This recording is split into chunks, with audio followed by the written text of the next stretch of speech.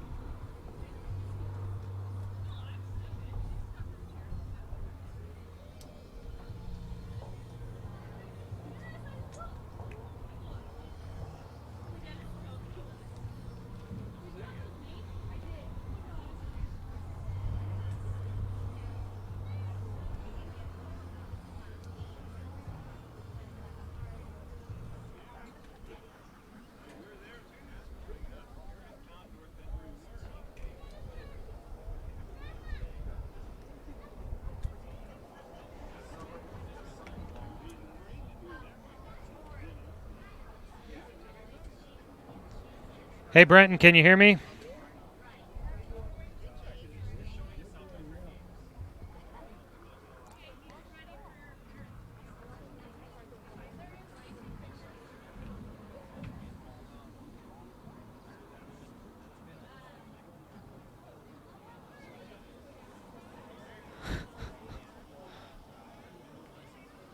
There's some in the studio.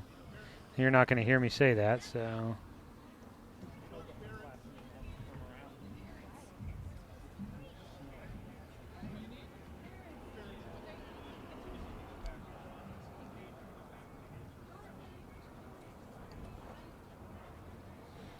Yes, I can. Yes, I can. There are some headphones in the studio there on that bookcase behind you. But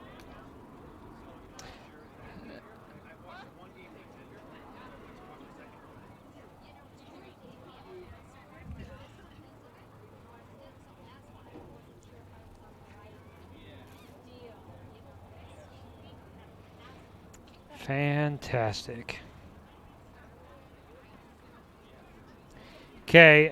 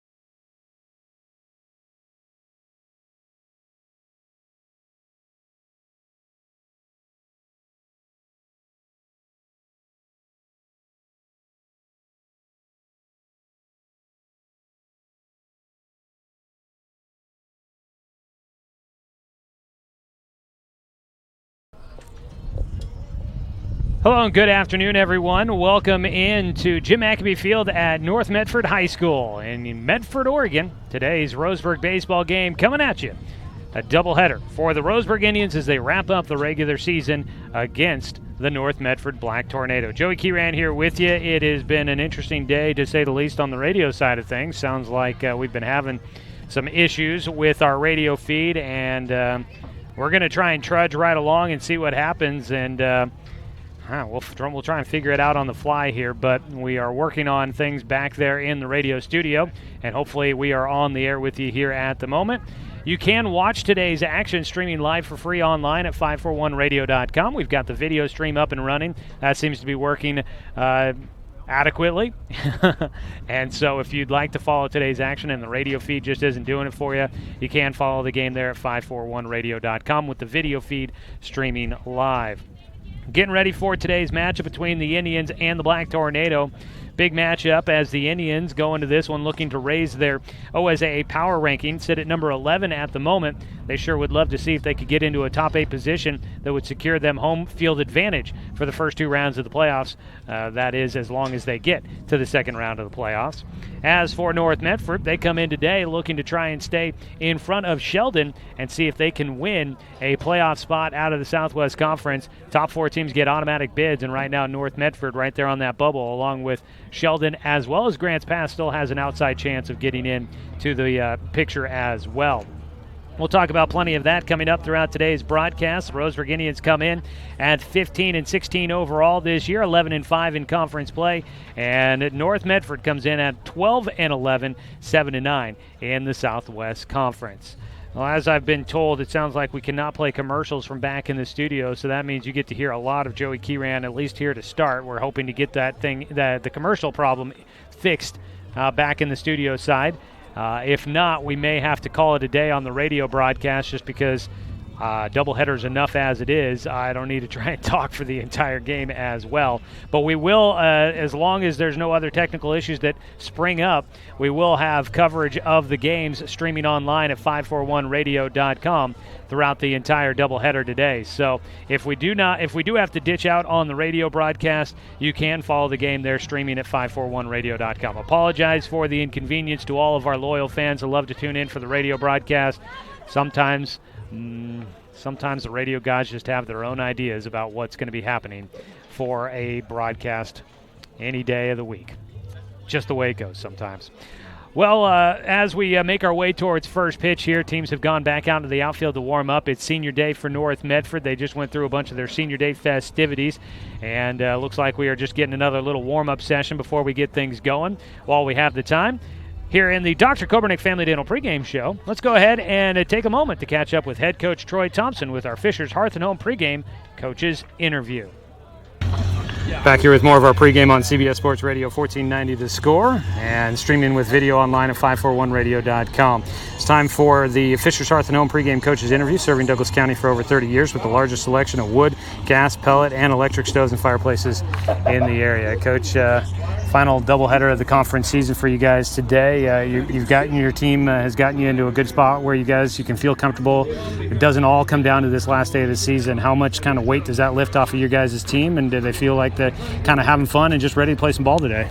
I'm not sure it lifts any weight off of us or any of those things. This is still a league doubleheader and against an opponent that we've had some great games with in the past, and we'd love to come out here and play well today.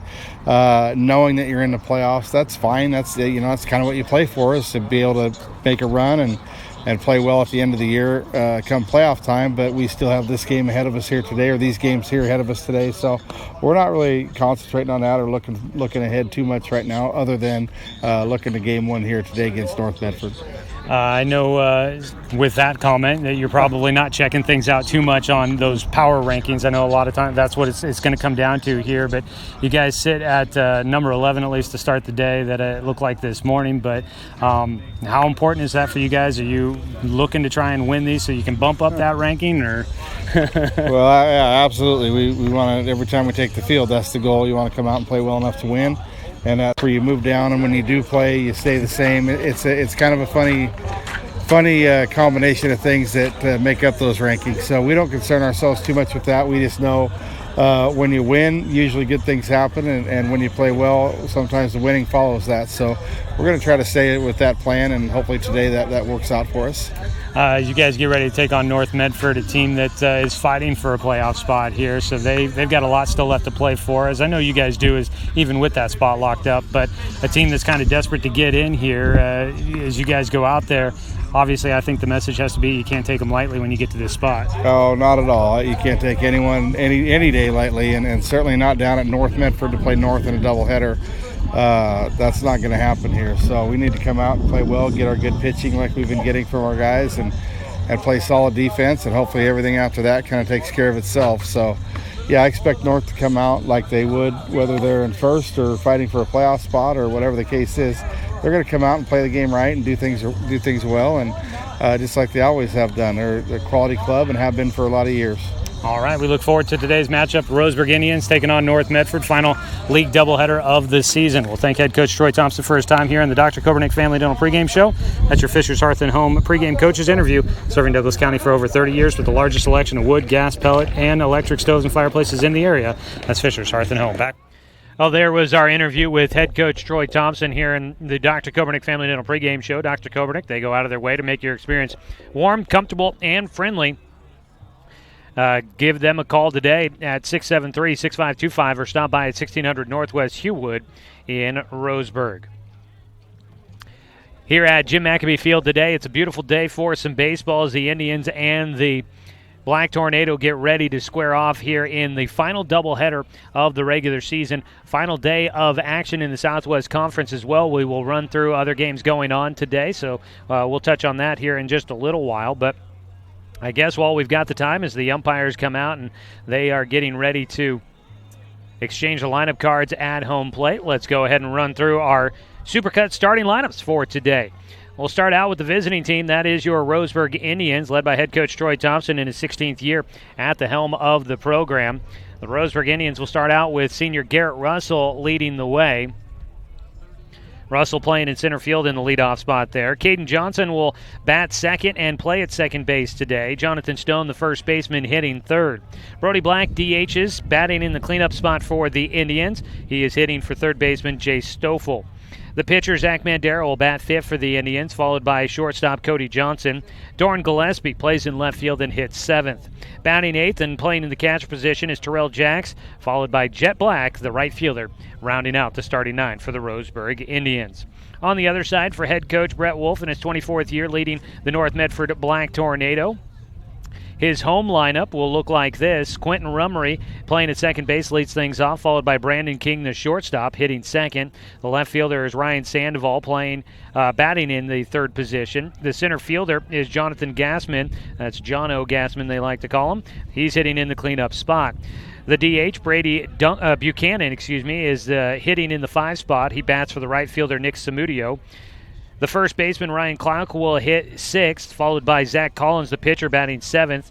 Josh Robbins, the catcher, hits in the 8th spot. And Jeremiah Huffman, the third baseman, will round out the starting 9 for head coach Brett Wolf. That is your Supercut starting lineups in the Steelhead Run Plaza across from Starbucks on Garden Valley Boulevard. Save time and check out styles online at supercuts.com. We're getting ready for first pitch between the Indians and the Black Tornado. Mentioned a beautiful day for baseball. We're expecting temperatures in the low 80s for today. Right now it's cool and very comfortable. There is a nice breeze blowing right to left across the diamond, it feels, and the American flag out in left field would confirm my suspicions, as it is a breezy day. Tends to be when we're here at North Medford High School and Jim McAbee Field. It does tend to be a pretty breezy location, so we'll see if that comes into play at all today as we get ready for first pitch of Game 1 of today's doubleheader. It's 65 degrees here in Medford, expecting to climb on the temperature quite a bit, but at the moment feeling rather comfortable, although when the breeze does pick up, it does cool you down a little bit, but I'm thinking by the time that the second game rolls around, I'm going to be wishing I could be back to these cooler temperatures, so I'm going to take advantage of it as we can. The defense will take the field as we get ready for the top of the first inning. That means it's time now for a look around the diamond, brought to you by Cascade Community Credit Union, belong to Douglas County. For the home team, out there on the mound is going to be Zach Collins, a right-hander. He'll toe the rubber. His battery mate behind the plate is Joshua Robbins. Out at first base is Ryan Klauk. At second base is Quentin Rummery. On the left side of the infield, at shortstop, Brandon King. And at third base, Jeremiah Huffman. In the outfield from left to right, you've got Ryan Sandoval, John O'Gassman, and in right field, Nick Samudio. That's your look around the diamond, brought to you by Cascade Community Credit Union. The home team takes the field in their white uniforms here today. White tops, white trousers. They've got the numbers on the front and the back in black, outlined in red. Roseburg comes in today with the black tops, gray trousers, numbers on the front and the back in the orange. Roseburg across the chest in the orange script. So we get ready for first pitch of today's ball game. This has been your Dr. Kobernick Family Dental pregame show. Give them a call today at 673-6525 or stop by at 1600 Northwest Hewwood in Roseburg.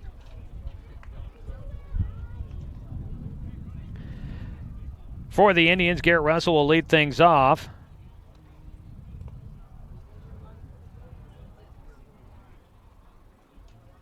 As we work to see if we can get the radio station side working. We're still waiting to find out if we'll be able to play commercials at all throughout today's game. If we are unable to do that, we may not be able to keep the radio broadcast going throughout the broadcast.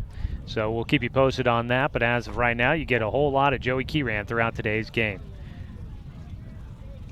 Throw down to second base. We're getting ready to go for first pitch as we get ready. Top of the first coming up.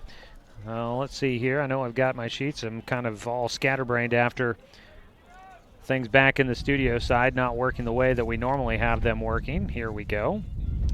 Garrett Russell comes in today, batting .303 this season for the Roseburg Indians. He's hitting that leadoff spot all season. He'll stand in for the first pitch of game one of our doubleheader. It's in, and he hits a chopper towards second. Rummery to his right, backhands and throws to first for out number one. And we are underway here for today's doubleheader. Russell has been aggressive to lead off games as of late. Been swinging at the first pitch quite a bit. That time he just rolls one over to second. And there's one away. For those watching, I apologize, did not take the graphic off the screen there for you. One down, nobody on. And up next, Caden Johnson, the second baseman. First pitch to him is a fastball that goes in for strike one. Caden Johnson standing in for the Indians, currently hitting .290 out of that two spot. Swings and misses at a breaking ball for strike two.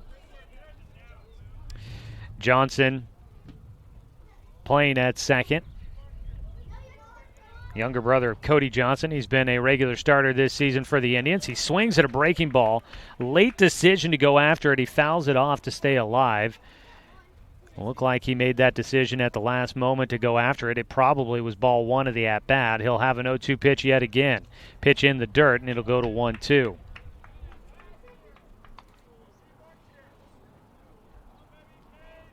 One ball, two strikes here, top of the first inning. Nobody on, one away. A 1-2 pitch in the dirt again, and it'll go to a 2-2 count. For North Medford today, senior day. They celebrated their seniors out on the field before we had our first pitch.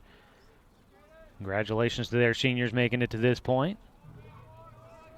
2-2 delivery coming up here for Caden, and it's outside, and it goes to a full count. After starting out well ahead in the at-bat, Zach Collins not able to find the strike zone, and it's a full count pitch. Fastball, swing, and it's foul tipped into the glove for strike three for Caden Johnson. Got a piece of it, just couldn't get it knocked back to the screen. So the punch out will count. Two down, and the first pitch low and outside here to Jonathan Stone, who stands in for the Indians with nobody on base. Stone this season has been Roseburg's top hitter, as we've been saying. .474 average for him this year as he takes a fastball in the corner called for a strike. Just a junior, leads the team with 2 home runs. Trying to get something started for the Indians here in this first inning. The 1-1 is down the middle at the knees, called for a strike. And the count moves to 1-2. Nobody on base with 2 down. Out of the windup for Collins, looking for the payoff pitch, and he's got it.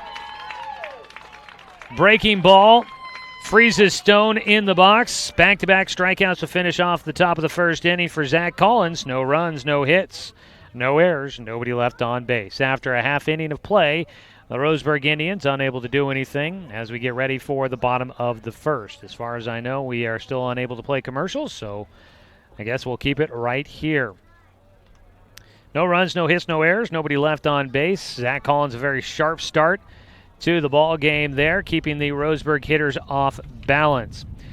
Let's go ahead, while we've got the time, take a look at our look around the diamond defensive starters for the Roseburg Indians, brought to you by Cascade Community Credit Union, belong to Douglas County. On the mound for the Indians today, it's Zach Mandera. Behind the plate, Terrell Jacks. Out at first base, Jonathan Stone. Caden Johnson at second, Cody Johnson at short, and at third is Jay Stoffel, back after a bit of an absence. Well, actually, let me just double check that. That looks like Caden Johnson at third, and they may have changed things around on me after what I thought was going to be the original lineup here. They did have Stoffel in the original lineup card, and he was going to be playing at third. But Caden Johnson's at third, and that is Luke Van Norman playing at second base. So we're going to have some defensive changes here.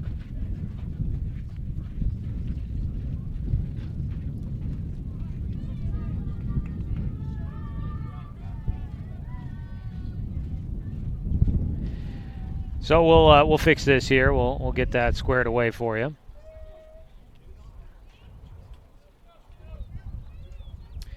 So first pitch from Zach Mandera to the leadoff man. Quentin Rummery goes in for strike one as we welcome you into the bottom of the first inning.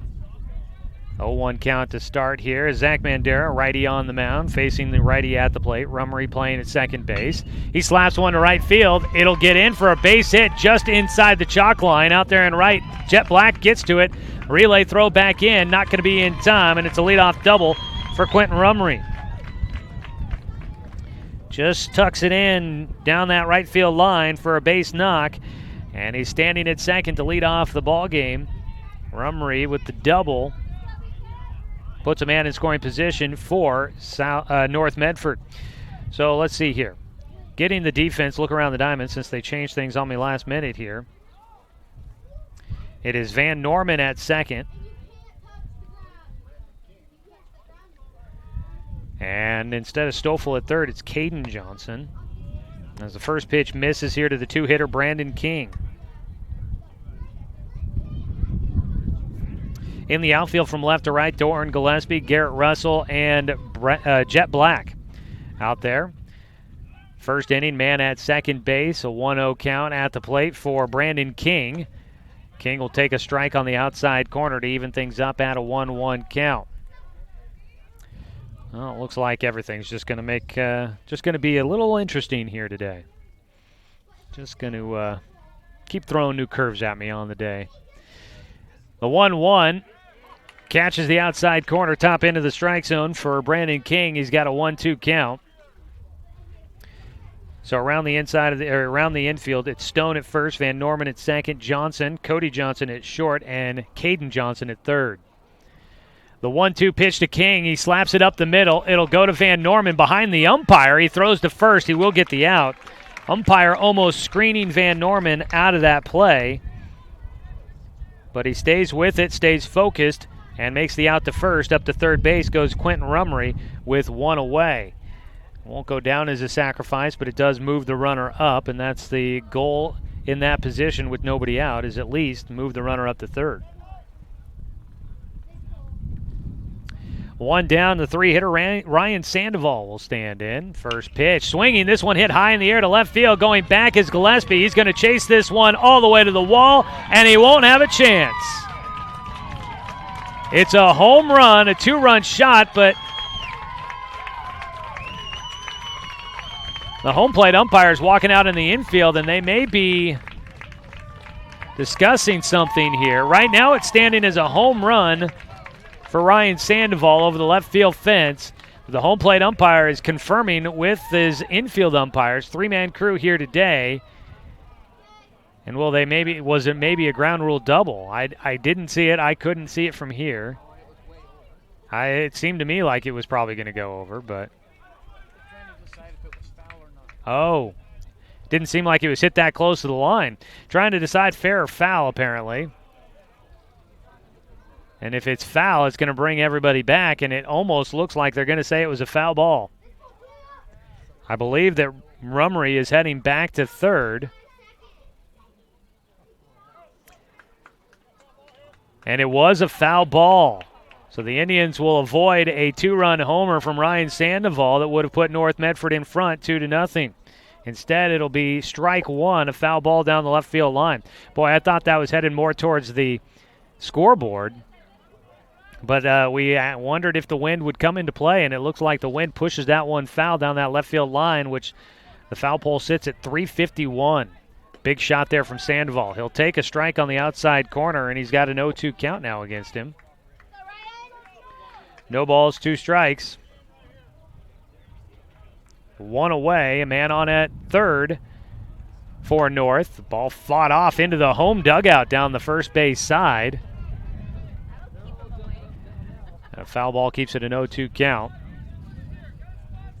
Sandoval playing in left field. Almost hits it out in left field. He was at home before they decided to call it a foul ball there. Mandera looking to make up for it here. Get the payoff pitch. The 0-2 delivery. Breaking ball. He fouls it back. And Sandoval stays alive. At third base is Quentin Rummery. After the leadoff double for him, was moved to third on the ground out by Brandon King. Indians would love to just at least get an out here. 0-2 delivery coming up from Mandera. Breaking ball, and he got him to strike out. That's a turn of events. Swing and a miss from Sandoval. So he had a home run taken back. It was a foul ball, and then he swings and misses for a strikeout. 2 down. And Mandera has got a chance to pitch himself out of this first inning without giving up a run. It's a 0-0 ball game here in the bottom of the first inning. John O. Gassman will stand in. First pitch, breaking ball. He's frozen, and it's strike one. He clutched the hands just a bit, realizing maybe late that could be a strike, and he takes it on the inside corner. The 0-1 pitch, high and away, 1-1 count. Oh, stealing home. A late break. I look down to my scoreboard. Late break, and Rummery goes to the plate and takes home.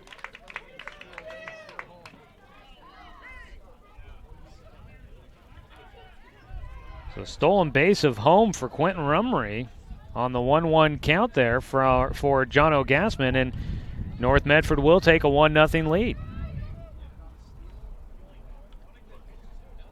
Well, we saw Roseburg tried to do that against Sheldon a couple of games ago, and North able to pull it off there. Pitch high, a 2-1 count now for Gassman.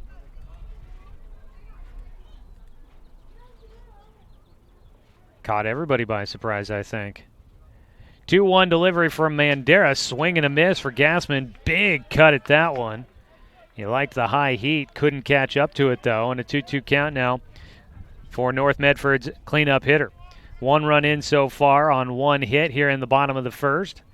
Mandera kicks and delivers. It's high and inside near the hands, and it'll go to a full count. Mandera seems to have some get up and go with that fastball here this afternoon. Curveball looked like it has frozen a couple of guys in there. But his team trailing 1-0. The 3-2 pitch, swing and a miss. Back-to-back strikeouts to finish things off here in the first. As the Indians will get out of it, but 1 run comes in on 1 hit, no Roseburg errors, and no men left on base. A steal of home puts North Medford in front, 1-0. As far as I know, we still no commercial breaks back in the studio. If you guys know anything different back in the studio, you can let me know. Just communicating with those guys there. But We're through 1 inning of play. We head to the top of the second. It is a 1-0 lead for North Medford. The Indians will look to see if they can get something going against starting pitcher Zach Collins. It'll be interesting to find out. Not sure what's the story with Jay Stoffel. I know he was dealing with possible concussion after a issue in batting practice before the doubleheader against Sheldon a little while ago, about a week ago, I think it was. Thought he was going to be back. He was in the original starting lineup that I saw and is no longer in the lineup as he was not out at third base. It was Caden Johnson. So we'll keep an eye and see if maybe Jace finds his way in for Game 2 of today's doubleheader. Brody Black will lead things off for the Indians here in the top of the second inning. Roseburg Baseball today is brought to you by our friends at Clint Newell Auto Groups. Brody Black comes in, hitting .258 in that cleanup spot. 15 RBIs, that's second best on the team. First pitch to him, fastball, he takes it to right center. That's going to get in for a base knock. And Brody will get the Indians' first base runner of the game as he flares one out to right center. And he has been hitting nicely as of late. He's been doing a very good job of making contact and putting it in the open space. A leadoff single for the Indians. Nobody out, one man on. Just a line drive shot out there to right center. Nick Samudio to get it. Throw over to first. And Brody Black is back into the bag. Zach Mandera, Roseburg's pitcher, will stand in. Right now, North Medford leading 1-0. I do not know why Zach Collins is so focused on Brody over there at first. He's thrown over twice. Brody not a big lead, and he's not a base stealer usually. First pitch to Mandera is in the dirt for ball one. Brody, a bigger guy. That's why he hits in the cleanup spot. He's a football player, wrestler, a heavyweight there, and he's quick for his size. He's just not necessarily the fastest guy on the bases to try and steal bases. So surprised when guys pick him off or throw over to first to try and pick him off. Pitch in the dirt for Mandera, a 2-0 count. Mandera will stand back in, ahead in the at-bat. And the pitch, another throw over to first. Back in safely goes Black.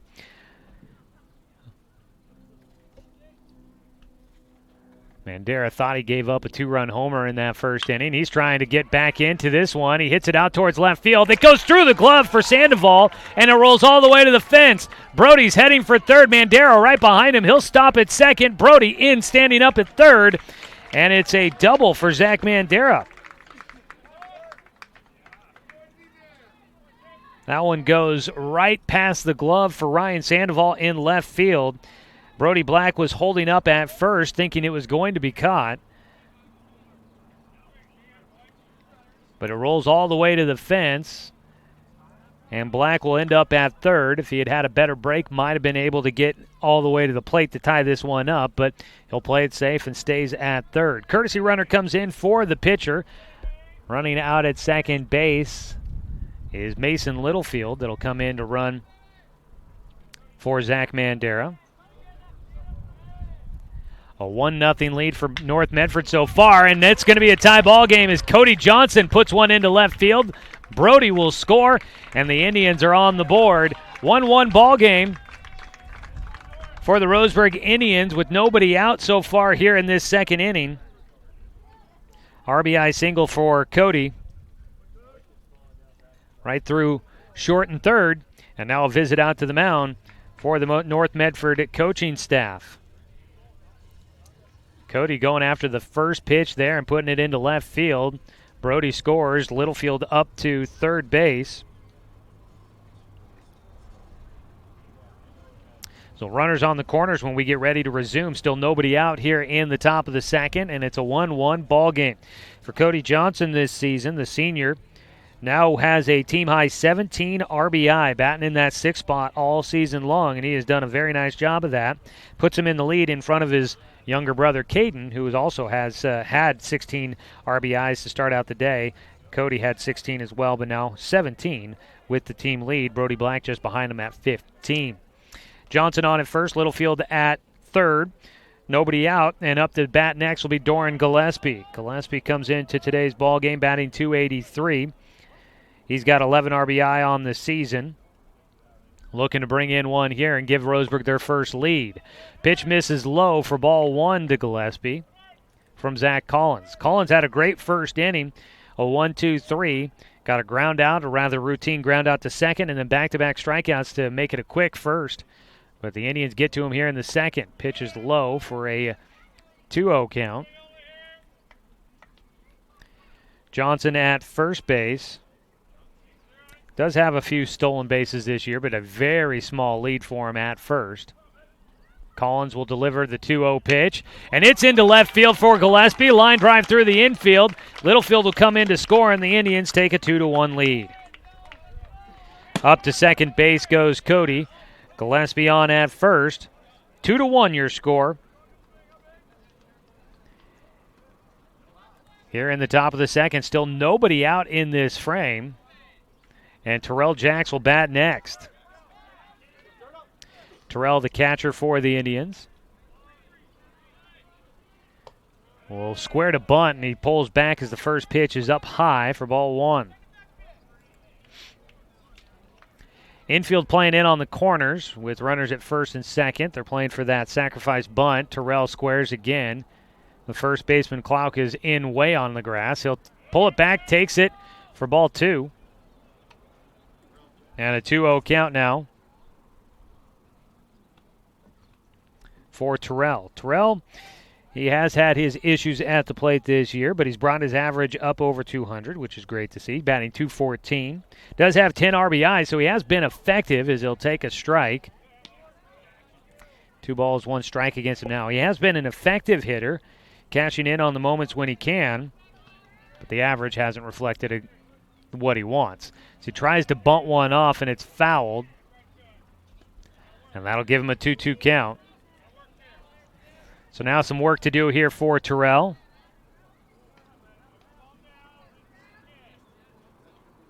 Two-two count, nobody out. Runners at first and second. Still playing in on the grass is first. Breaking ball is low, and it'll go to a full count now. Surprised they haven't moved the first baseman, Klauk, back behind the runner.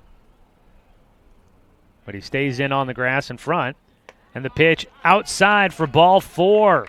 Terrell works his way to a full count pitch and draws the walk, and the bases are loaded, still nobody out here in this second inning for the Roseburg Indians. First walk issued by Zach Collins. Bases loaded. The catcher will get a courtesy runner. It is Luke Lucido that will come in to run for Terrell. And now the 9-hitter to the plate. Jet Black will stand in. So far here in this second inning, 4 hits and a walk, 2 runs in already. First pitch now to the 9-hitter. Jet gets this one, flare out to left field, hangs up, but it's not going to get caught. It drops in for a base knock. That one, a soft line drive out to shallow left field, just falls in front of Gassman and Sandoval, who both charged in to try and get there in time. Neither could. And it's an RBI single for Jet Black, and the Indians will take a 3-1 lead on top of North Medford. Bases still loaded, and still nobody out.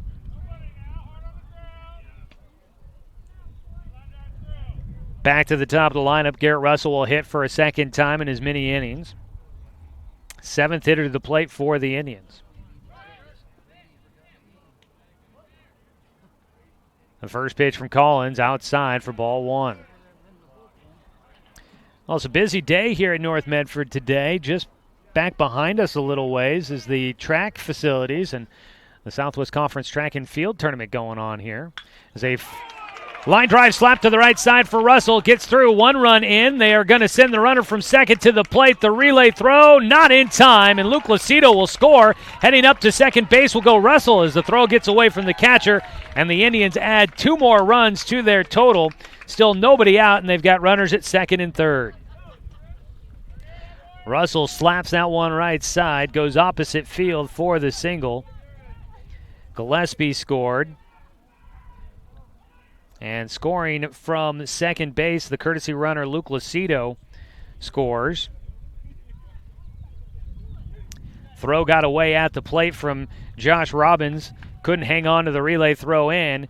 And everybody was up another 90 feet. Garrett Russell taking second base. And so second and third, and it looks like we are going to get a call to the pen already. Second inning here.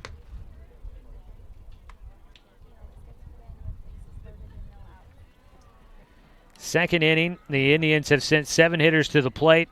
And after a very strong start to the game, Zach Collins looked really good in the first inning.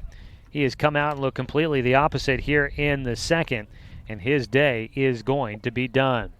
So a call to the pen brought to you by Shelby and Migulanda Construction for North Medford. Shelby Migulanda Construction offering your local leaders for any project, big or small. 30 years of quality, affordable work. Call Shelby and Migulanda or visit their website, webuildhouses.com. Coming in for North Medford. I'll try and get you your defensive alignment here. Looks like Buchanan is going to come in. Buchanan was the DH. He is going to come in to pitch for North. He was DHing for the right fielder, Samudio, and they are going to put Klauk out there in right field, who was at first base, and the first baseman is now Collins. So Collins moves from the mound to first. Samudio comes out of the game for Buchanan.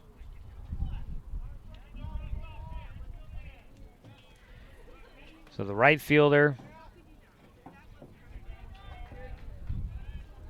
comes out of the game, and out in right field you're going to put Ryan Klauk. Zach Collins goes to first off the mound, and it's Buchanan that's now on the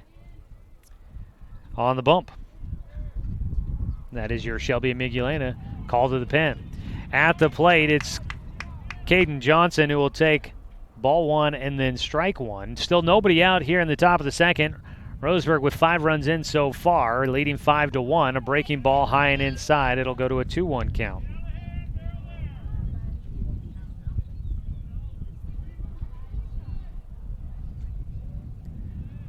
The 2-1 delivery. Swung on that ball high in the air out to shallow right field. Klauk coming in. He'll reach up to make the grab, tagging and faking for home. Going back to third will go Jet Black. And Caden will commit out number 1 here in the second. 9th hitter to the plate will be Jonathan Stone up. He struck out in the first.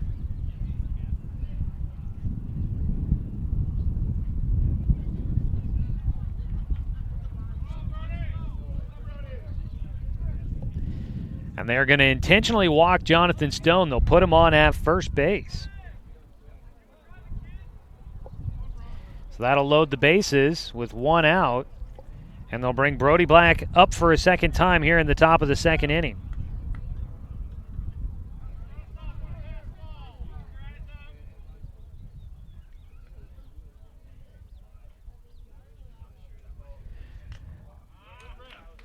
First pitch, a swing and a foul tip into the glove for strike 1 for Brody.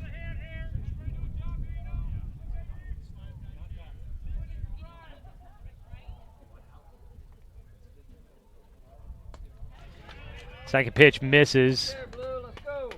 A 1-1 count.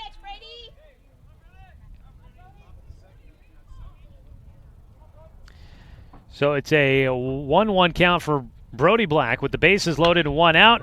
A third ground ball, third base side just goes foul as it goes by the bag. It was right down the chalk line and just bounced into foul territory as it goes by the bag. And it'll be a 1-2 count for Brody Black.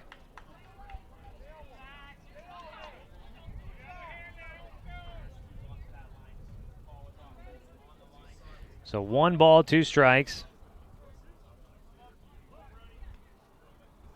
1 away. Brody hitting with the bases loaded. Check swing. And the home umpire says he went around. So Buchanan will get a strikeout. Brady Buchanan with his first punch out. Strikeouts today brought to you by Good Vibration Solutions for home theater and automotive audio. You can feel it at Good Vibes. So 2 down now. Base is still loaded. Roseburg with 5 runs in here in the top of the second. Batting through the lineup. Zach Mandera up for a second time. First pitch high and inside. Start him out with a 1-0 count. So we'll get you a final line on Zach Collins here in a moment. Ball gets away, and the runners do not break for a home. Jet didn't get a very good look at it. All out at second base. Garrett Russell was way off the bag out at second. He had to put on the brakes and head back to the bag.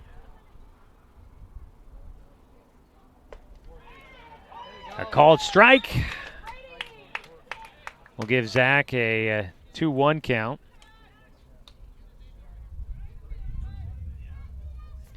Bases loaded, 2-1 pitch coming up. Breaking ball on the corner for strike 2. So Mandera now with a 2-2 count with 2 away.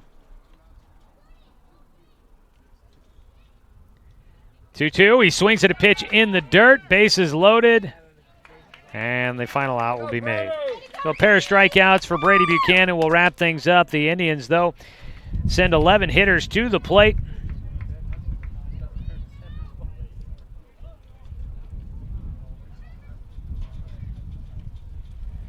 They will send 11 hitters to the plate and score 5 times. And the Roseburg Indians take a 5-1 lead on top of North Medford. Well, as far as I know, we still are waiting. They're still diagnosing issues in the studio back at the radio station. So I guess we'll just keep it right here and continue to entertain you with the dulcet tones of Joey Kieran. Oh, this has made it for an interesting day here from North Medford High School. Roseburg, that half inning, they get 5 runs on 6 hits, no errors, and 3 men left on base for the Indians. Zach Collins comes out of the game. And we'll get you a line here. Let's put that together as we wait for North to come up to bat. Collins pitches 1.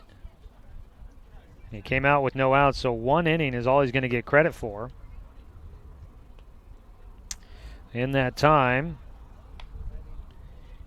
he gave up 6 hits, 5 runs, all of them earned. He had 1 walk and 2 strikeouts. So Zach Collins, short outing for him. He'll be on the hook for the loss unless North Medford can rally back here. It's still very early in this contest, a lot of time to do so. Taking a look at the Southwest Conference, Roseburg sits in second place, just behind South Medford, not just behind them. South Medford has a 5-game lead. They've already clinched the conference title, 16-0. Roseburg at 11-5. South Eugene at 10-8 has clinched a playoff spot. They're done in conference play, so not playing today. And then you've got North Medford sitting in 4th to start the day at 7-9. Zach Mandera's first pitch is called for a strike. At the plate is Brady Buchanan, a left-handed hitter. Swings and slaps it towards short. Up with it, Cody Johnson. Got him by a half step, if that. It was a close bang-bang play at first. The umpire right on top of it, and he makes the punch out, 1 away. Now the pitcher, that is Brady Buchanan, grounding out to short. Ryan Clark will hit next, the first baseman. Actually, now he's in right field. He'll take outside for ball 1.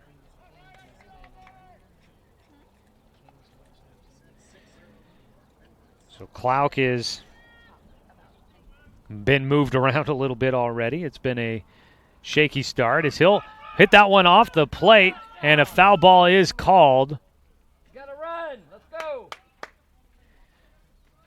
The foul ball will make it a 1-1 count for Clark. He took out of the box, out of the catcher's stance. Terrell Jacks getting there to try and field that one, but called foul. So Clouk back to the plate with the 1-1 count. The wind has died down some, but I'm sure the temperature's starting to climb. A lot of folks here enjoying the sunshine today. As a pitch in the dirt. 2-1 count now for Clouk, the right fielder. Temperatures expected to climb into the low 80s this afternoon. Pitch outside to him. Clouk will have a 3-1 count. Waiting on deck, Zach Collins, now the first baseman. Starting pitcher has already been relieved. 5-1 our score as Roseburg's in front. Ball fought off right side, and Clouk's going to find his way on to first base with a 1-out single. Got jammed a bit, but kept his hands inside, able to force that to the opposite field. And he races down the line for the 1-out single. Gets himself on base for the first time today.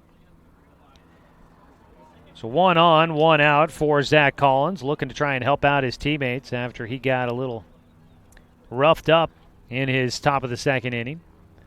First pitch to him is a fastball for strike one. Josh Robbins, the catcher, waits the 8-hitter in the lineup, and then Jeremiah Huffman, the third baseman, to be the 9-hitter to round things out the first time through for North Medford. Just the bottom of the second inning here, 5-1, Roseburg in front, putting up the crooked number in the top of the second inning.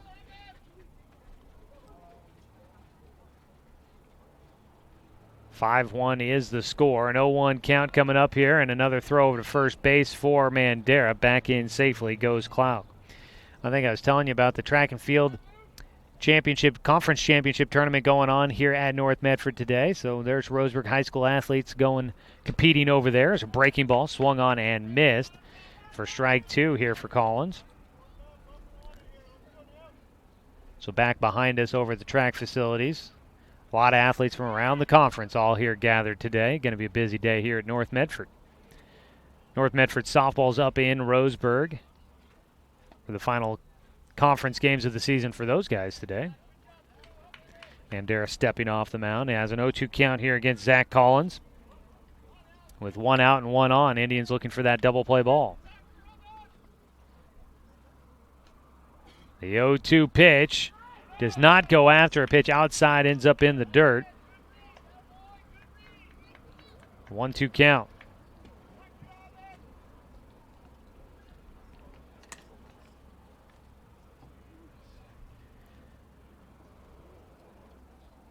Throw over to first, back in safely will go Clouk.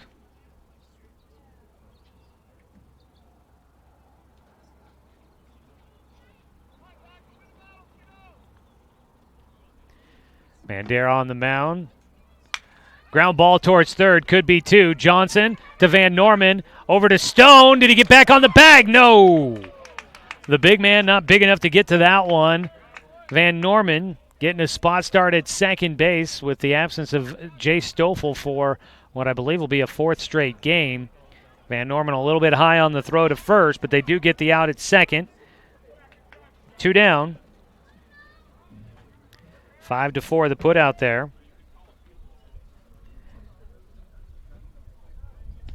So Collins gets on at first, takes the place of Clouk, and up to hit is Josh Robbins, who will foul one back for strike one.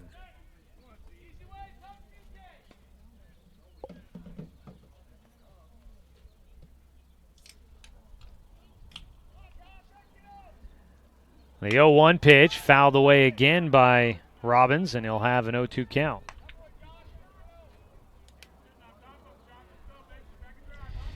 One on, 2 down. 4-run lead here for the Roseburg Indians. Mandera trying to get through a clean frame here after giving up the 1 run in the top of the first inning.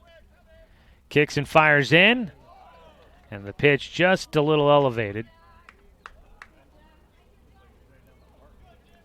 Looking for the payoff pitch, couldn't quite get it across. 1 ball, 2 strikes now for Zach. Collins on at first, a decent lead out there. See if he thinks about going here with 2 strikes against the hitter. Does not. The pitch outside And it's 2-2. Sunshiny day here at North Medford High School.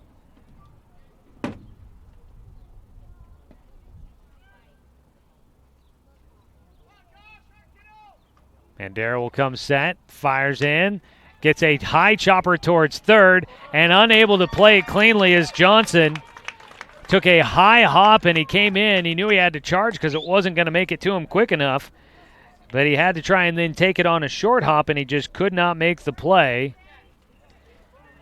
And so that is going to be I want to put that down as an infield single there for Robbins.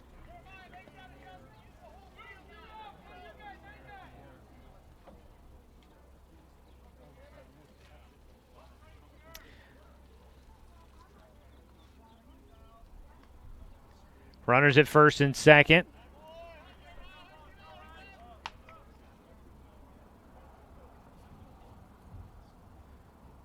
Thinking about it a little longer, might put that down as an error there at third base. First and second with 2 down. 1-0 pitch for the 9-hitter Huffman. He'll take low, and it goes to a 2-0 count.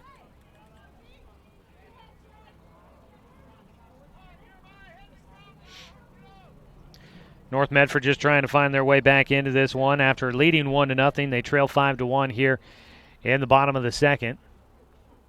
Mandera checks second, fires in, and that pitch fouled back. And that one will hit on the walking path just outside the chain link fence here.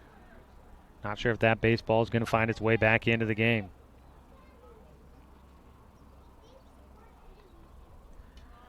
The 2-1.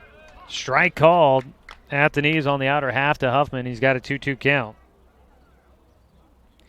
North Medford lost their last game 8-1 against South Medford, their rivals here. They're looking to bounce back after that. And the 2-2 pitch is a swung on and missed. And it's a good vibration strikeout for Zach Mandera, his third of the game. And that'll wrap up things here in the second inning. No runs come in on 1 hit, 1 Roseburg error. 2 men left on base. The Indians lead 5-1 as we're through 2 innings of play. And we get ready to head to the third inning. Taking a look around the Southwest Conference here today as we check our Southwest Conference scoreboard update here, brought to you by Garrettson Building Supply, offering a wide range of high-quality lumber, plywood, and building-related materials. Garrettson Building Supply, supporting our Douglas County community for over 90 years. Well, the schedule has South Medford at Willamette today for a doubleheader to wrap up the season. South Medford looking to go undefeated in conference play, but a little bit of controversy there down in South Medford as their head coach has been put on leave and maybe finding himself out of a job there at South Medford High School after admitting to school administrators that he did have some alcoholic drinks before the game against North Medford earlier this week. So not ideal situation for the Panthers as they go into their final doubleheader of the season and also go into their postseason run as the number 1 team in the state and the Southwest Conference champions. But they are at Willamette today, and Sheldon's at Grants Pass. North Medford just needs to either do the same thing as Sheldon or win more games than Sheldon today to be able to secure the number 4 seed out of the Southwest Conference.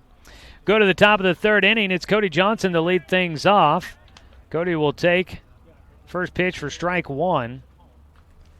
Johnson today, 1 for 1 with an RBI single back in the second. He works here against Brady Buchanan. The righty fires low for a 1-1 count.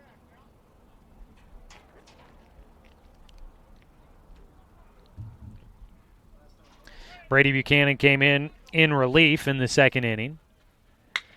His 1-1 pulled towards short, booted off the glove for Brandon King, and on safely will go Cody Johnson.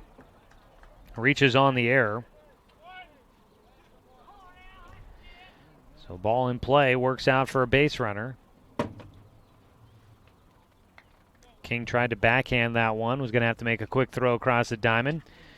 Ends up not being able to handle it cleanly. 1 on, nobody out. Top of the third inning for us here.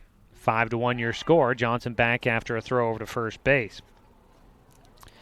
So we'll try and get you scores from other games throughout the Southwest Conference today. Did get a score on the softball game. Let's see here. After one, it was North Medford beating Roseburg 4-0 in that softball game. First pitch misses to Roseburg's Doran Gillespie. Stands in with a 1-0 count. He puts this one into left field, in the air for Sandoval, towards the line. He'll make the catch. Back to first base will go Cody Johnson. Fly out there for Gillespie, 1 for 2 for him today. Committing the first out here in the third inning. 1 down, 1 on, and Terrell Jacks will stand in. Jacks reached on a walk his last time at the plate. Swings through the first pitch, misses, but it goes off the glove for Robbins, and into second base will go Cody.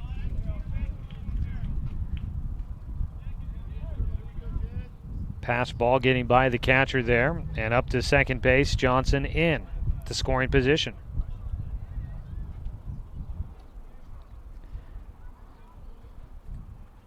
The 0-1 count for Terrell. He'll take low. It goes to 1-1. 1 out, a man at second base for Roseburg. Looking to add to this 5-1 advantage over North Medford. Buchanan checking the base. Out of the stretch, he kicks and fires in, and it's called for a strike on the inside corner against Terrell. 1 ball, 2 strikes here against the Indians catcher. Trying to find a second time on base. The 1-2 pitch from Buchanan. They throw back to second. Well ahead of the throw. Back in safely goes Johnson.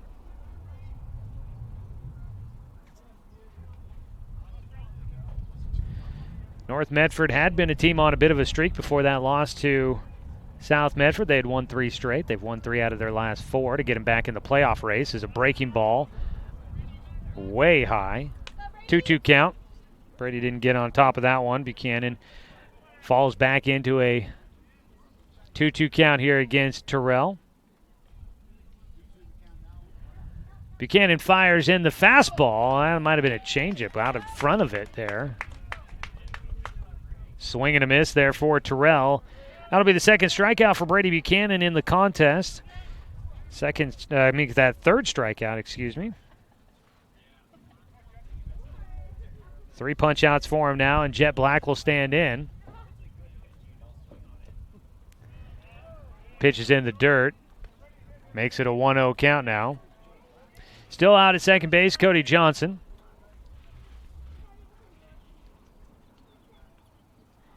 Jet had a single to left field back in the second inning, scored a run for the Indians. He'll take high and inside, and it goes to 2-0. 2 outs here in the third, and they're going to have Roseburg move Zach Mandera, who is doing some stretching exercises against the fence down the left side of the field, but they're going to have him move to a new location to do this stretching. 2 balls, no strikes against Jet. Cody in scoring position out at second base, takes a healthy lead. The 2-0 count not there. A couple of fakes behind the plate by Robbins that's thinking about throwing down to second. He does not. Called strike against Jet, and it's a 2-1 count. 2 down, top of the third inning here at North Medford High School. And a balk is called against Buchanan. Up to third base will go Cody. Seeing those balks called quite a bit more often this year, it seems like.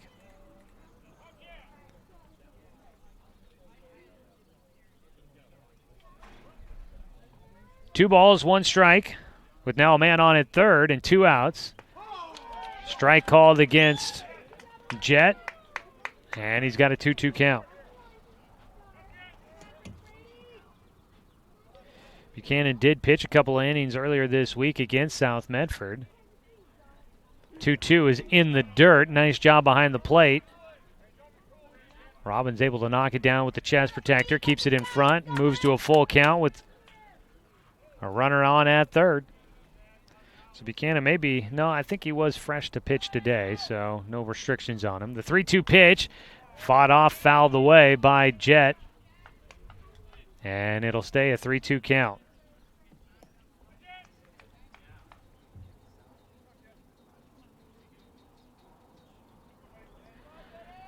Full count pitch coming up for Jet Black. Swings, line drive out towards left field. That one will find the alley. Johnson will score. Jet in with a long single. He's 2 for 2 today. He's driven in 2. And the Indians now take a 6-1 advantage on top of North Medford.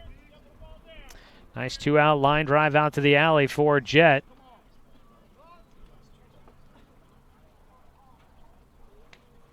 Back to the top of the lineup. Garrett Russell will hit for a 3rd time in 3 innings. He is 1 for 2 in the ball game.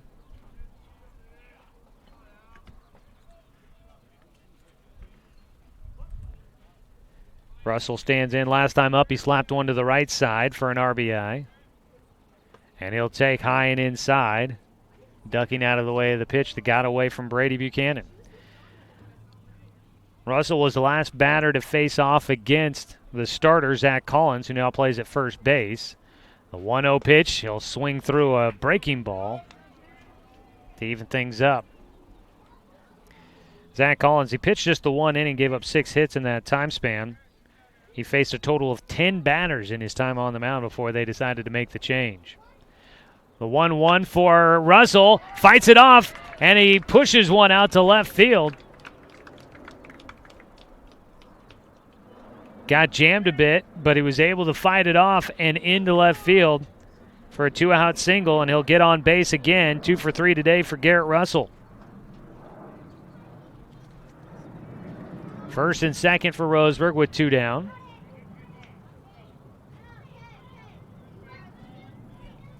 Jet Black out at second base. Russell on at first, and Caden Johnson looking for his first hit today will stand in. He puts this one to left field. Hard hit. It's going to carry enough to get out to Ryan Sandoval for the final out. Well-struck ball just right to the defender.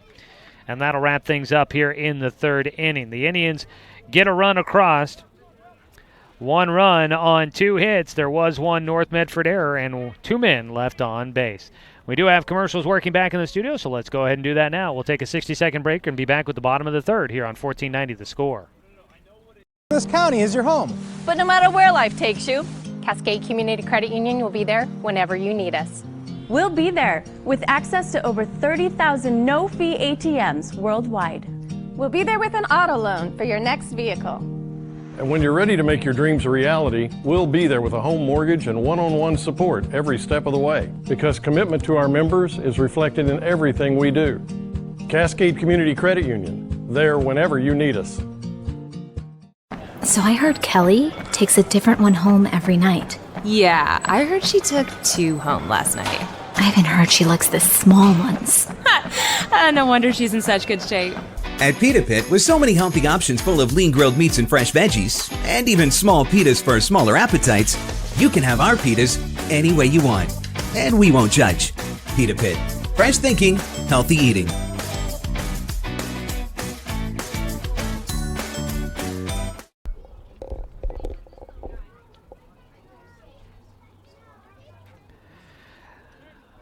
Well, look at that. We got a commercial break to work. It seems like we're an actual big boy radio station once again. Welcome back in, everybody, whether you're listening on the radio or maybe you're following the action, streaming live at 541radio.com. We're happy to have you here with us on a beautiful day from Jim McAbee Field at North Medford High School.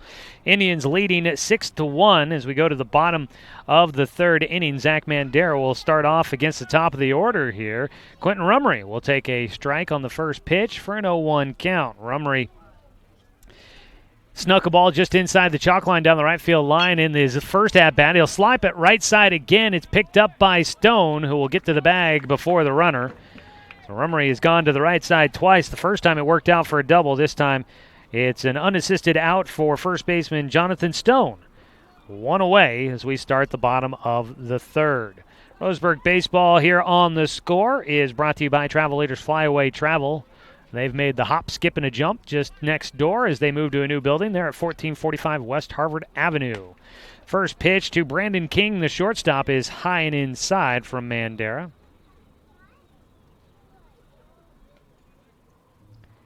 1-0 count. King puts this one to shortstop. Takes a nice hop up for Cody, and Johnson will fire across the diamond for out number 2. That was about as routine as you can make it. A nice hop up. Cody quickly into the throwing stance and across the diamond for the putout. They do not get much easier than that for a shortstop. 2 down. Ryan Sandoval will stand in. Sandoval, the very, I don't know if you could have a worse at-bat than what he had his first time up. He thought he had a 2-run home run that was then later changed to a foul ball, and he ended up striking out. That is just bad luck for a guy. He swings and fouls one off the handle, and it'll go to a 1-1 count. It's just bad luck. Not to pick on the guy, but boy, that's a tough way to have an at-bat go for you.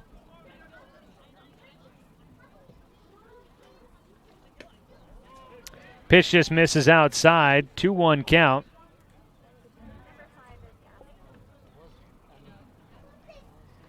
So Sandoval back in. With the 2-1 delivery coming from Mandera, breaking ball is outside, and it'll go to a 3-1 count. Zach looking to try and wrap things up quickly with a 1-2-3 inning here against North. They got a couple of runners on in the second, but couldn't bring anybody around. They did it all with 2 outs, and so the Indians trying to avoid that here in this frame. Foul ball back on a fastball on the 3-1 count.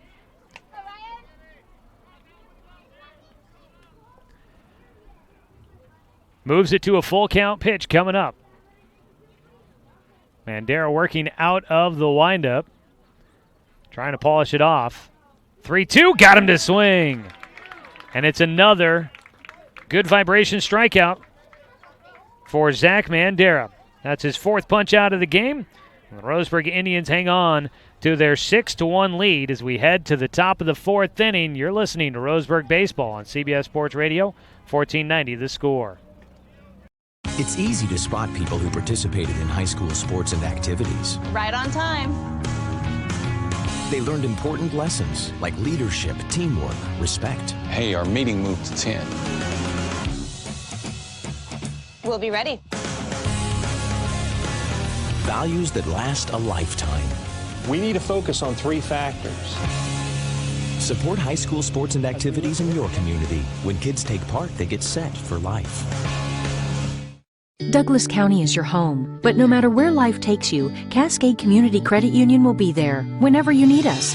Through every adventure, we'll be there with access to over 30,000 no-fee ATMs worldwide. Through every triumph, we'll be there every step of the way with a home mortgage. And through all life's little quirks, we'll be there with one-on-one support to get you back on the road in no time. Neighbors are there for each other, and that's exactly who we are. Cascade Community Credit Union, there whenever you need us.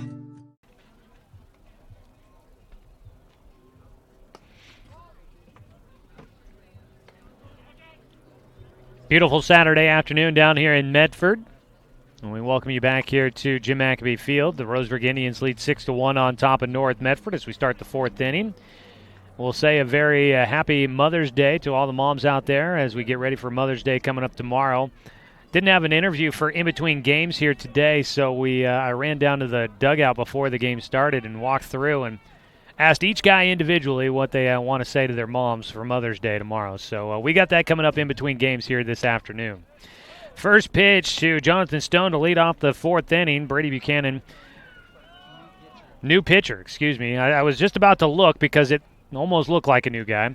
Buchanan no longer in, and another pitch high and inside, and almost, I said Buchanan again, didn't I? It's John O'Gassman on the mound now, and Buchanan's gone to left field. All right, got the doting North Medford fans helping me out here as a pitch in for a strike. So it's John O'Gassman, 3rd pitcher of the day for North. Gassman, the righty on the mound, has fired a couple of pitches high and inside against Stone, gets one across for a strike, and now another one. And that last strike call gets a bit of a rousing out of the Roseburg dugout. They didn't like that one. 2-2 count now for Stone. Gassman's breaking ball is low, and it'll go to a full count.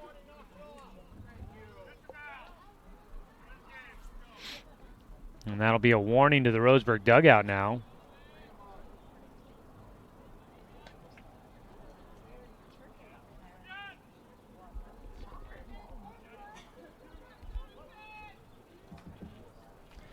Full count pitch. It's high for Stone, and he'll take a walk. Down to first to lead things off here in the 4th inning. Gassman, first batter he's faced. He'll give up the walk on the full count pitch. So Buchanan has gone to left field, and if I'm understanding the hand signals I was given, I believe that Sandoval's in center. All right, everybody's giving me thumbs up. I like it when that happens. So Sandoval takes over for Gassman in center as Gassman throws over to first to check on Stone. And then Buchanan comes off the mound and moves to left field for Sandoval. Pitch in for a called strike now against Brody Black.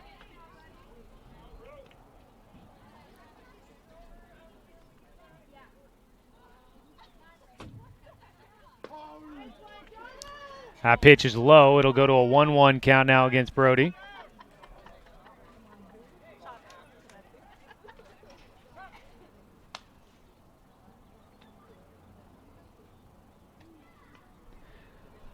So 1-1 count.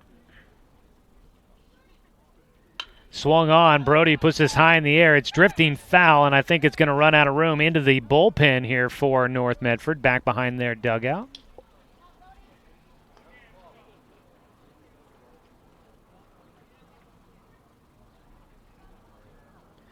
One ball, 2 strikes against Brody Black, the senior. 1 for 2 today. He struck out his last time up. That was against Brady Buchanan.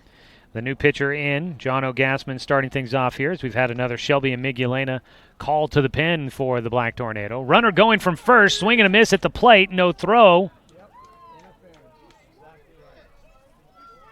And they're going to call batter interference on Brody Black.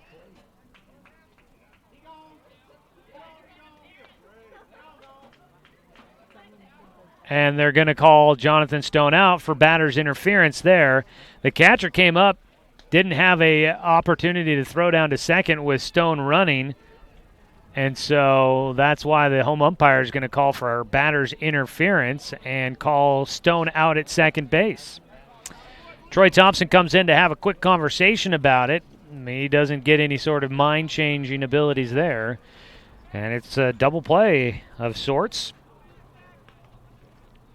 Strikeout at the plate for Brody Black. As the first pitch, a strike against Zach Mandera.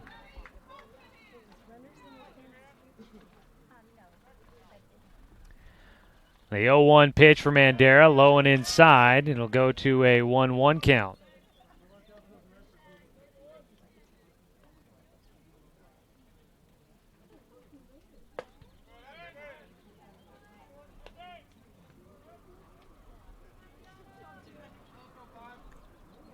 Two 2-1 now for Mandera.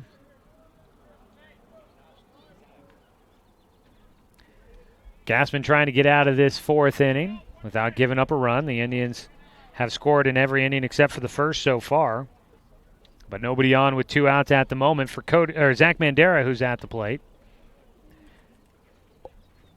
The 3-1 pitch he'll take for ball 4. That puts a man on. Second walk issued by Gassman here in the 4th inning.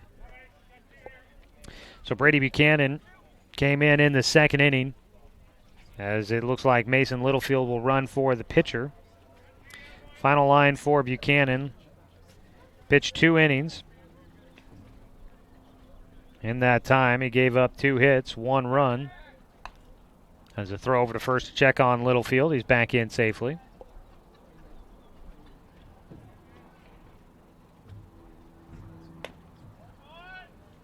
Pitch misses to Cody Johnson, who's in to hit.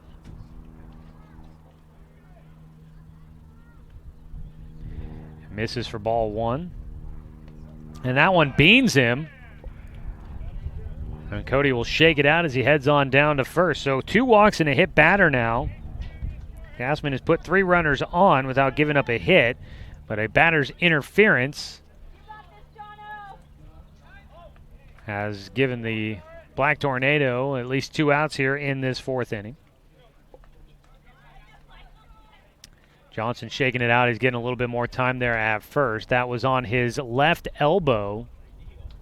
So non-throwing arm at least, but late season here. Do not want to see somebody go down with an injury that's going to keep him out. 2 runners on, 2 away. Doran Gillespie will hit. He is 1 for 2 today. Flew out to left field his last time up.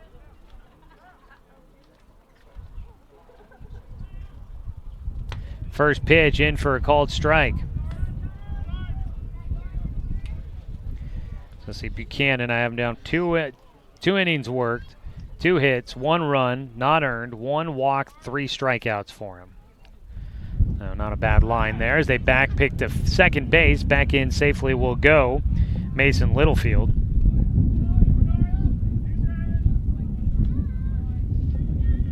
Three pitchers used here in this first game of today's doubleheader between Roseburg and North Medford. The 0-1 outside and low to Gillespie, and he'll have a 1-1 count. And there is somebody throwing in the bullpen. Might just be warming up to come in defensively somewhere. As they pitch in for a strike and a throw down to second to try and pick off Littlefield, but he's back in safely. 1-2 count for Gillespie.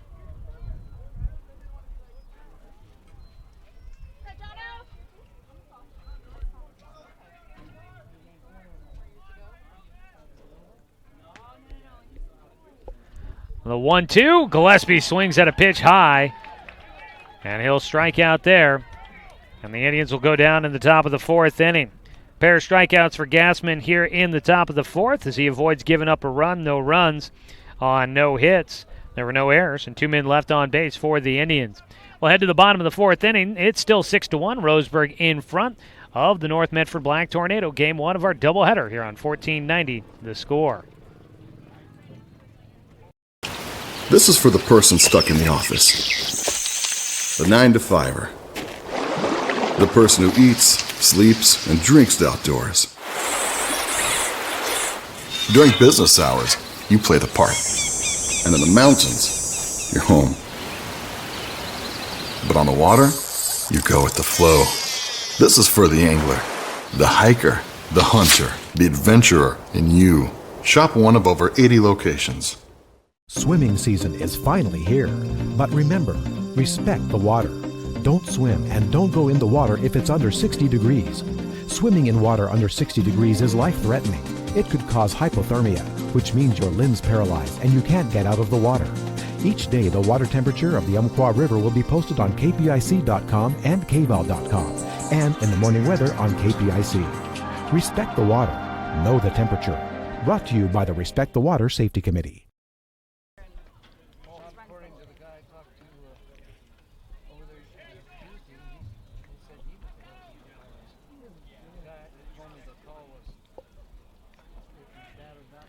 Bottom of the 4th inning, Roseburg in front 6-1 on top of North Medford.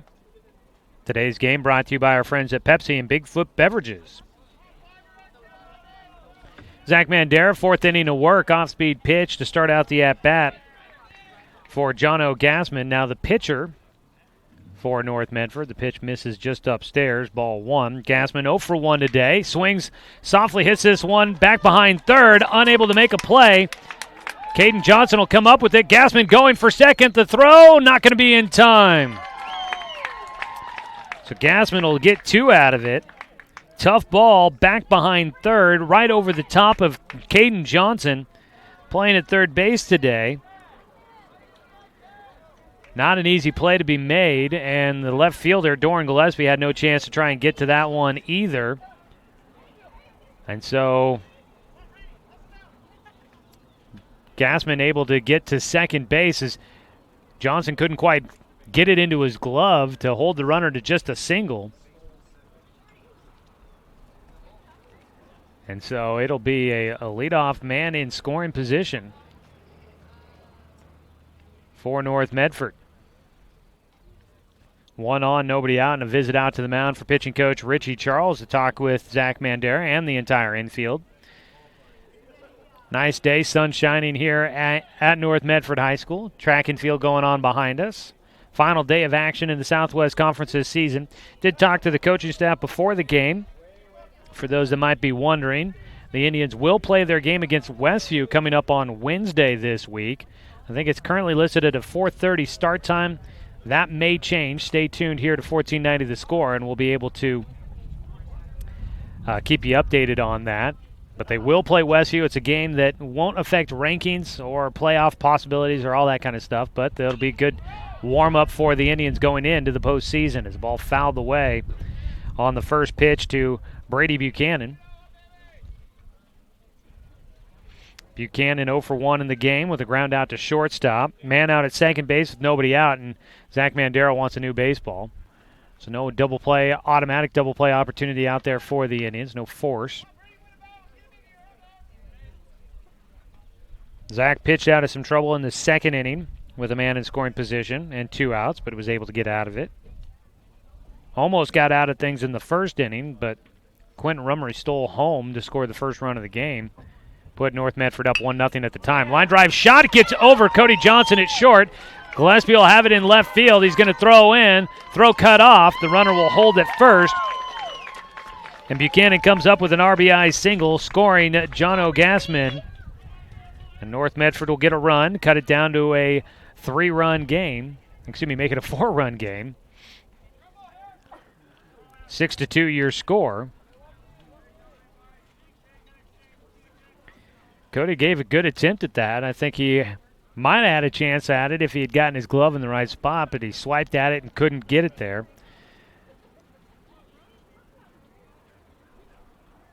So run in, nobody out still, and here's a line drive up the middle, out to center field.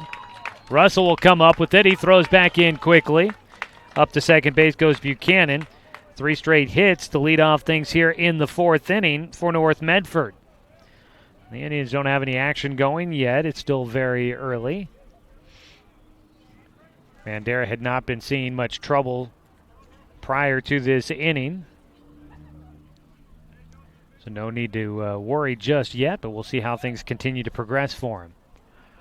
2 runners on with nobody out in the bottom of the 4th. Roseburg leading at 6-2 now. Mandera checks second, squaring to bunt. Bunt down the third base side. And it's a base hit. Zach Collins lays down a beautiful bunt, drags it down the third base line, and that is 4 straight hits for North Medford. Already 1 run in, bases loaded with nobody out.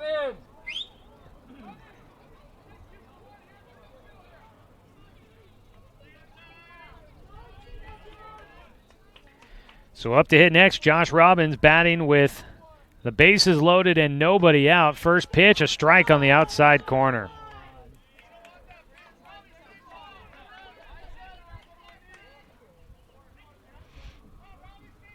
Called strike against Robbins, who is 0 for 1 in the game. Reached on an error in the second. The 0-1 pitch to him. Breaking ball for strike 2. So Robbins falls behind early in his at-bat.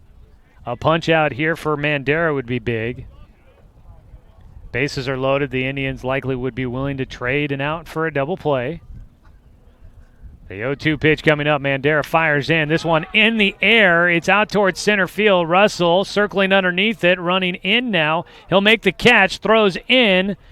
Stone will cut it off, and he won't make the throw to the plate. Scoring on the sac fly will be Buchanan. And North Medford has cut the lead in half, down 6-3. But they do get the first out on the sac fly. Jeremiah Huffman will hit next.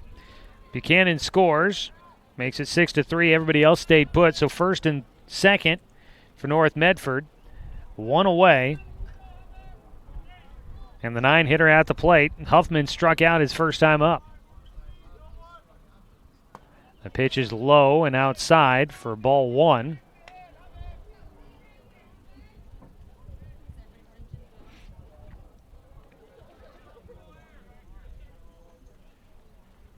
A 0-1 pitch. Excuse me, 1-0 pitch, and it's outside for a 2-0 count. So Mandera been struggling to get the pitches past the hitters. Everything's been put in place so far. 2-0 delivery, swing and a miss on a pitch down low.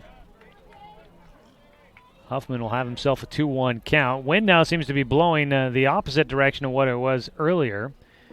Now going out more towards right field. The 2-1, swing and a miss again for Huffman. And he's got a 2-2. Again, a strikeout with runners on and in scoring position. Always big if the pitcher can get it. 2-2 count and a delivery coming up for Mandera. Stares in. Off speed, high and away. And it'll go to a full count. Mandera giving up 4 hits here in the 4th inning. He's now given up 6 hits total. Roseburg with 8 hits in the ball game for their 6 runs. Leading 6-3, bottom of the 4th. The full count pitch, swing and a miss. And a very big, good vibration strikeout there for Jeremiah Huffman. He goes down. Strikeout number 5 for Zach Mandera. And you've got 2 outs now. Indians 1 out away from getting out of this one without giving up any more. Already 2 runs in. Top of the lineup, Quentin Rumry will stand in. 1 for 2 today for him. Mandera's first pitch. Outside, it bounces away from Terrell. Just skipped off of his glove.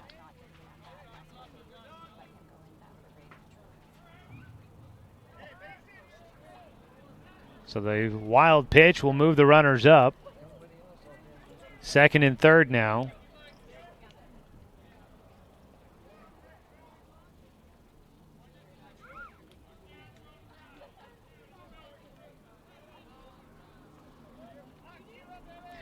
One-0 count for Rumry.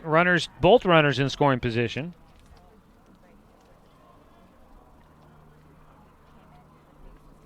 Mandera checks the bases, fires a fastball, catches the outside corner, and it evens it up at a 1-1 count. Senior day here at North Medford High School. Seniors trying to go out and clinch that number 4 playoff spot out of the Southwest Conference. They're in the driver's seat if they can sweep today. Pitch fouled away, and it'll go to 1-2.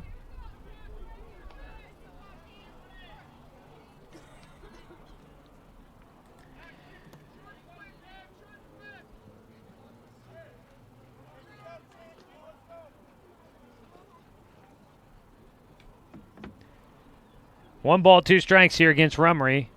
Mandera will step off briefly, looking to try and get that payoff pitch, get him out of this frame. North Medford's built up some momentum, scoring 2 in this one, making it a 6-3 score. They've got 2 runners in scoring position, and it's another foul ball right side. Rumry has gone right side with every ball in play. That foul ball was just hopping down the chalk line down the first base side into foul territory. He has been going opposite side whether he means to or not. He puts this one up the middle. It'll get through. 1 run in. They're going to send a second. The throw to the plate. Not in time. And 2 runs will score. Up to second base goes Rumry. Takes second on the throw, but he drives in 2 with 2 outs. And North Medford's back in this one.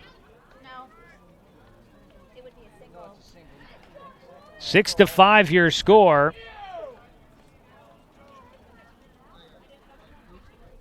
And up next, Brandon King.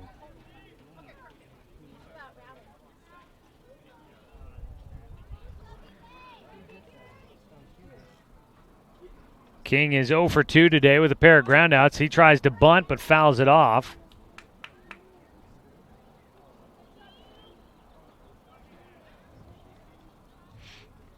Strike 1 against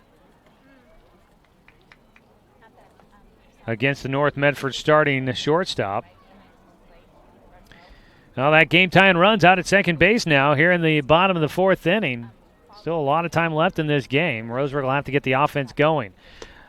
Swing, a half-hearted swing on a breaking ball for strike 2 there against King. As soon as he started going after it, he knew he didn't want it, but he had no chance to pull back.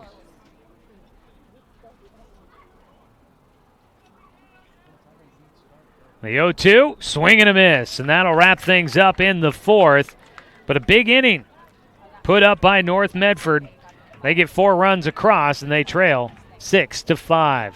We head to the top of the 5th inning. Roseburg needs the offense going once again. You're listening to Roseburg Baseball on CBS Sports Radio, 1490 The Score. Oh, yeah, that's the good stuff. You know what I like. That's right. Give me some of that. Sir, you're creeping out everyone else in line. Sorry. I mean, could I get onions on that? With all the lean meats, fresh veggies, and tasty toppings to choose from at Pita Pit, eating healthy is something to get excited about. Just not too excited. Pita Pit. Fresh thinking, healthy eating.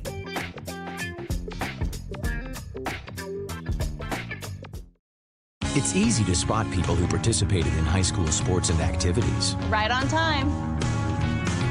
They learned important lessons like leadership, teamwork, respect. Hey, our meeting moved to 10. We'll be ready. Values that last a lifetime. We need to focus on 3 factors. Support high school sports and activities in your community. When kids take part, they get set for life.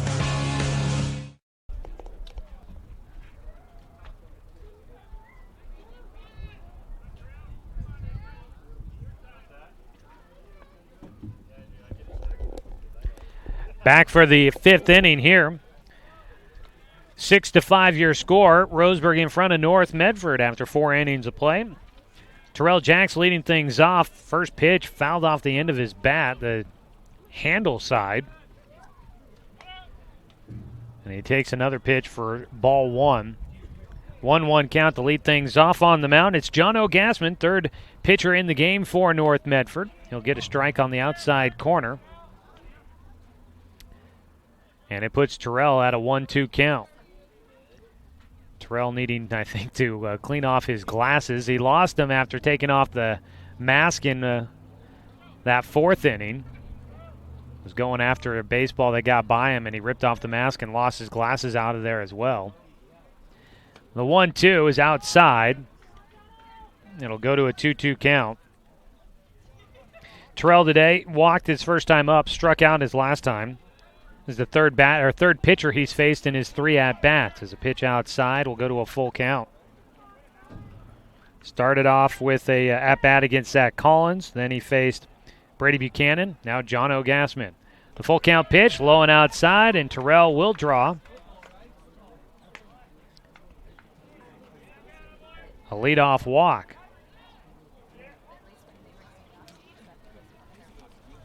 Courtesy runner will come in to run for him.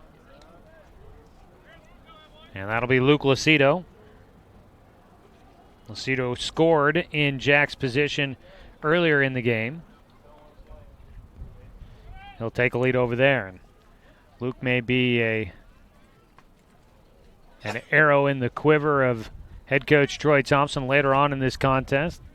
If he had not been for his injury, would have probably been an everyday starter for the Indians this year. Squaring to bunt, Jet Black will try to sacrifice the runner up. Bunt goes right back to the mound. And Jet will, in fact, move Luke Lucido up into scoring position. Sack bunt. 1-4 the put out, I believe, there. Second base, I believe, was covering the bag at first. 1 down. Up to second goes Lucido.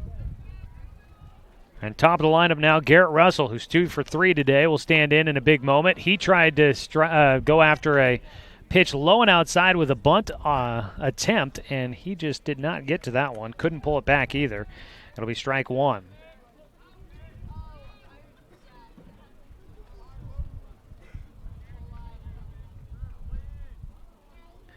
He will put down a bunt, third base side. Up the third goes Lucido. Throw to first, gets away. The Indians will get another run, and Russell will go back to first. I'm not sure if he got the bag the first time, but he's on safely. Throwing error there at third base by Huffman will put him on and allow Luke Lucido to score.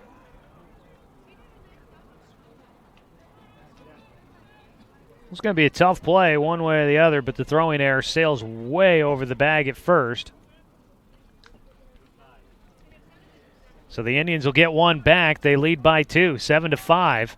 On at first base is Russell. Up to hit is Caden Johnson with one out, and the first pitch called for strike one.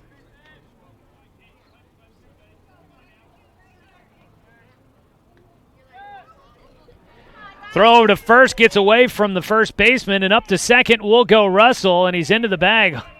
He goes in hard and late. I hope he's okay. He's blocked a bit by the umpire there from me, but he does get back up. Throw to first base, another error by the Black Tornado. That one will go on the pitcher there, and up to second.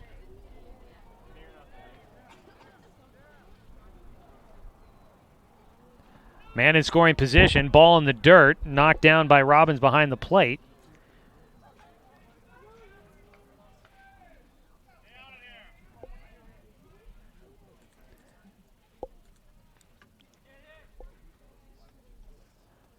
The pitch to Caden is low, and he has a 2-1 count.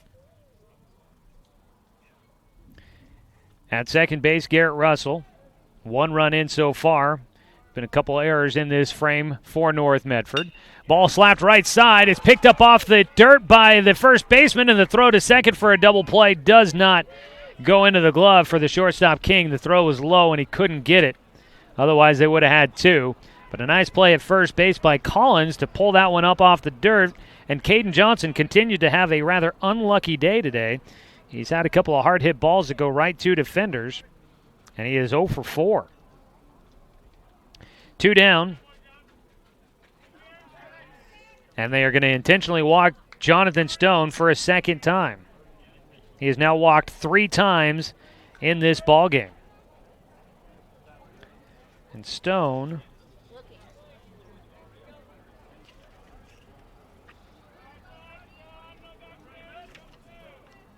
Let's see here.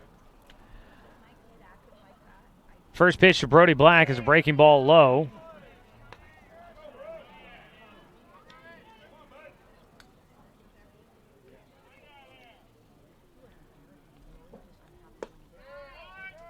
Brody Black will take again.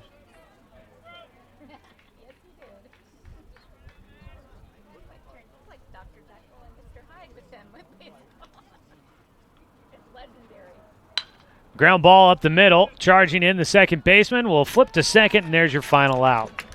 Well, the Indians get one. A couple of errors in the frame for North Medford. Roseburg leads 7-5 as we go to the bottom of the 5th on CBS Sports Radio, 1490 The Score. This county is your home. But no matter where life takes you, Cascade Community Credit Union will be there whenever you need us. We'll be there with access to over 30,000 no-fee ATMs worldwide. We'll be there with an auto loan for your next vehicle. And when you're ready to make your dreams a reality, we'll be there with a home mortgage and one-on-one support every step of the way. Because commitment to our members is reflected in everything we do. Cascade Community Credit Union, there whenever you need us. So I heard Kelly takes a different one home every night. Yeah, I heard she took 2 home last night. I even heard she likes the small ones. No wonder she's in such good shape. At Pita Pit, with so many healthy options full of lean grilled meats and fresh veggies, and even small pitas for smaller appetites, you can have our pitas any way you want. And we won't judge. Pita Pit. Fresh thinking, healthy eating.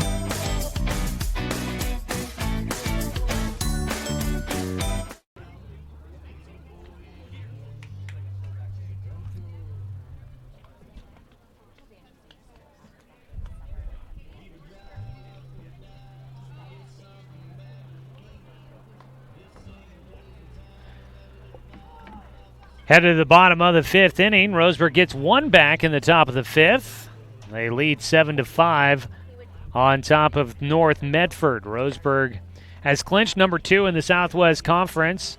So the win or lose, it's not going to change their position in the conference standings, but what they're hoping to do is raise their OSAA power ranking. They sit at number 11 to start the day. If they can get to top 8, they'll have an opportunity to host a home playoff game in the first and second rounds if they make it that far. North Medford's looking to clinch fourth place in the conference standings, and we'll continue to lay that out for you. First pitch of the bottom of the fifth. Zach Mandera throws in to Ryan Sandoval and misses low for ball one. Sandoval is 0 for 2 today with a pair of strikeouts.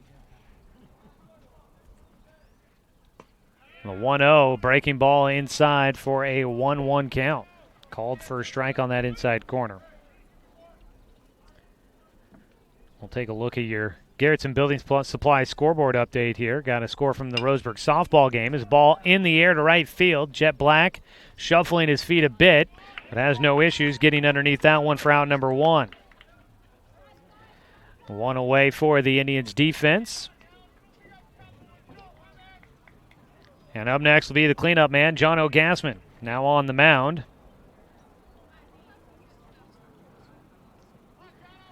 He stands in, had a double his last time up. Led off the fourth inning. He fouls it back off the handle for strike one. Garrettson Building Supply offering a wide range of high-quality lumber, plywood, and building-related materials. That's Garrettson Building Supply, supporting our Douglas County community for over 90 years. Swing and a miss for strike two against Gassman. Checking the Garrettson Building Supply scoreboard from Roseburg, where the Indians and the Black Tornado are squaring off in softball after 6 innings. It's North Medford 8, Roseburg 1. Reaching for a pitch low and away, it goes to second base. Van Norman in front of it. He'll get it to first in time for out number 2. 2 down. And once again, Zach Mandera looking for a quick 1-2-3 inning. That'd be a nice bounce back after seeing 8 hitters go to the plate in the fourth. Brady Buchanan, the left-handed batter, will stand in. 1 for 2 today, had the single in the fourth, and he fouls off the first pitch for strike one. Game 2 will be coming up about 20 minutes after the conclusion of Game 1, but stick around. We will have our Roseburg Disposal post-game show here after Game 1 as we get you ready for Game 2 and recap the first one of the doubleheader. Pitch high and inside for Buchanan, gives him a 1-1 count.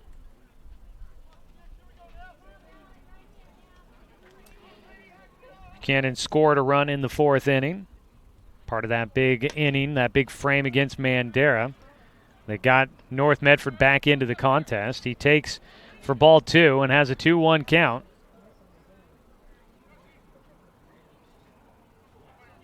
Mandera still on the mound for the Indians, working into his fifth. Line drive shot to left field will get in for Buchanan, and he is 2 for 3 today. And the 2-out single keeps the frame alive for North Medford. It's been that third out today that's been tough for Mandera to get out of the frame quickly. Zach Mandera will face Ryan Klauk next. Mandera came into today's contest with a 6-2 record, a 2.08 ERA. He misses low on the first pitch to Klauk for a 1-0 count. Mandera leading pitcher for the Indians, 47 innings worked. 45 strikeouts this year to only 14 walks, and he's had a good strikeout day today with 6 total so far. The 1-0 here just misses for a 2-0 count.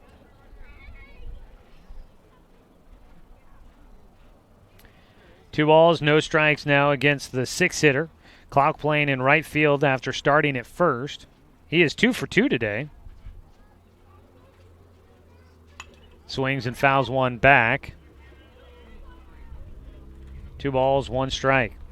Klauk had one get through on the right side and then one up the middle. They've been both to the right side of second. Bottom of the lineup has had some success. Buchanan, Klauk, and Collins all with base hits in this one. Throw over to first base, back in safely. Goes Buchanan. That was a close one, a little closer than I thought it was going to be.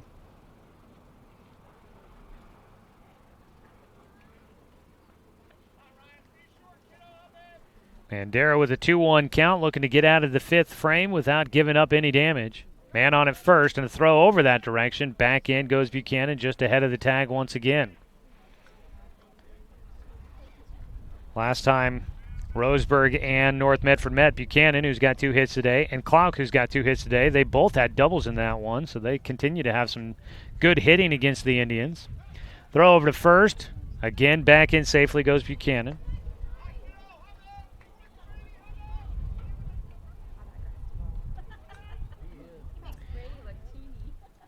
Eight hits on the day for North Medford now after getting a hit here in the 5th. Roseburg with 8 hits as well.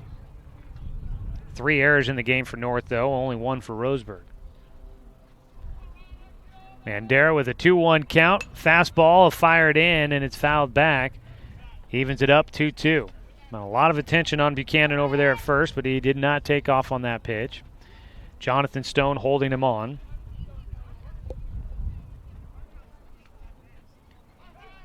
Another throw that way, and Buchanan continues to slide back in head first. He's been sliding to the outside of the bag, making it a longer attempt at the tag, and a balk is called.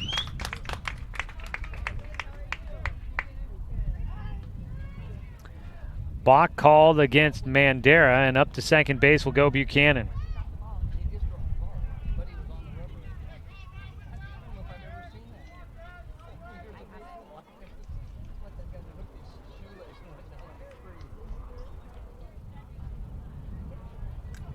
Mandera will check second. He's got a 2-2 count. This one softly hit to first, charging in. Jonathan Stone will make the grab. So they get out of the frame despite a 2-out single and a balk in there. Ryan Clouk softly lines out to first for the final out. No runs on 1 hit, no Roseburg errors, 1 man left on base. And we head to the top of the 6th inning. The Indians leading 7-5 on CBS Sports Radio, 1490 The Score. It's easy to spot people who participated in high school sports and activities. Right on time. They learned important lessons like leadership, teamwork, respect. Hey, our meeting moved to 10. We'll be ready. Values that last a lifetime. We need to focus on 3 factors. Support high school sports and activities in your community. When kids take part, they get set for life. Douglas County is your home, but no matter where life takes you, Cascade Community Credit Union will be there whenever you need us. Through every adventure, we'll be there with access to over 30,000 no-fee ATMs worldwide. Through every triumph, we'll be there every step of the way with a home mortgage. And through all life's little quirks, we'll be there with one-on-one support to get you back on the road in no time. Neighbors are there for each other, and that's exactly who we are. Cascade Community Credit Union, there whenever you need us.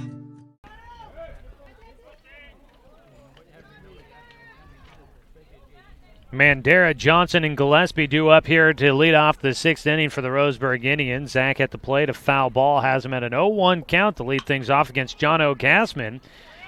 Mandera will put this one high in the air into shallow left field, and 3 defenders standing around the baseball, and none of them can find it. And Mandera will get in to second base to lead things off here in the 6th. 3 players within 5 feet of that baseball, and none of them could find it. It must have been lost in the sun. And it'll be a leadoff double. Mandera will get a courtesy runner.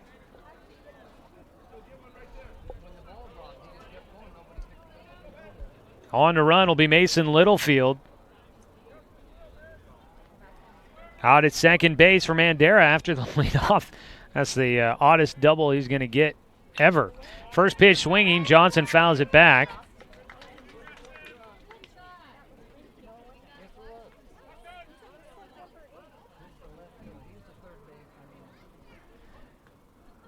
Johnson here with an RBI opportunity. Had one in the 2nd inning. Johnson has reached base all 3 times. A single, an error, and a hit by pitch have gotten him on base. He'll take low. Evens it at a 1-1 count. Nobody out. Top of the 6th inning.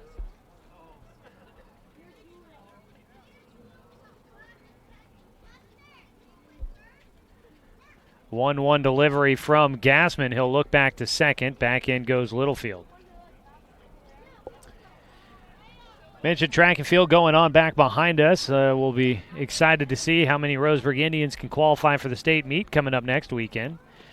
As Johnson will take a breaking ball for a called strike, a 1-2 count. We will be up at the state meet on Friday for a 2-hour special of Off the Wall with me, Joey Keyran. Will be up there to talk to athletes from the Umpqua Basin that have made it to the state track and field championship. It's the 1-2. Johnson reaches to foul away and stays alive.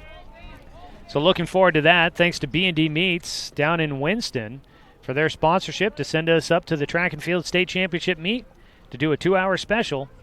That's B&D Meats down in Winston. Memorial Day's coming up. If you need anything for the grill, that's the place to go. That's B&D Meats in Winston, the sponsor of Off the Wall at the State Track and Field Championship. Another pitch fouled away for Johnson. He'll stay alive.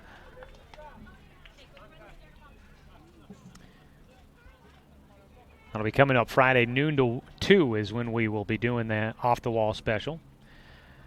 Johnson, another foul ball with 2 strikes against him. If Johnson breaks a window on my car, which is parked back the way he keeps hitting these, I'm going to send the bill to the Johnson family. I'm sorry, but he's just pummeling them back there. That's 4 straight balls back that direction. He gets on this one. It's out towards right field. And it's Klauck that'll catch it. Littlefield tags and acts as if he's going to run, but he does not. Klauck will make the catch. First put out that Cody has made in the ballgame. 1 away.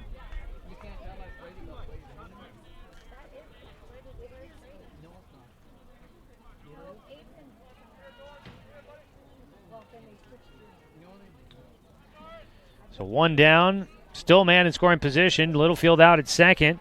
Doran Gillespie hits, and the pitch is in the dirt for a 1-0 count to him. Gillespie 1 for 3 today. Zach Mandera led things off with a sun-aided double to left field. Ball got lost in the sun there.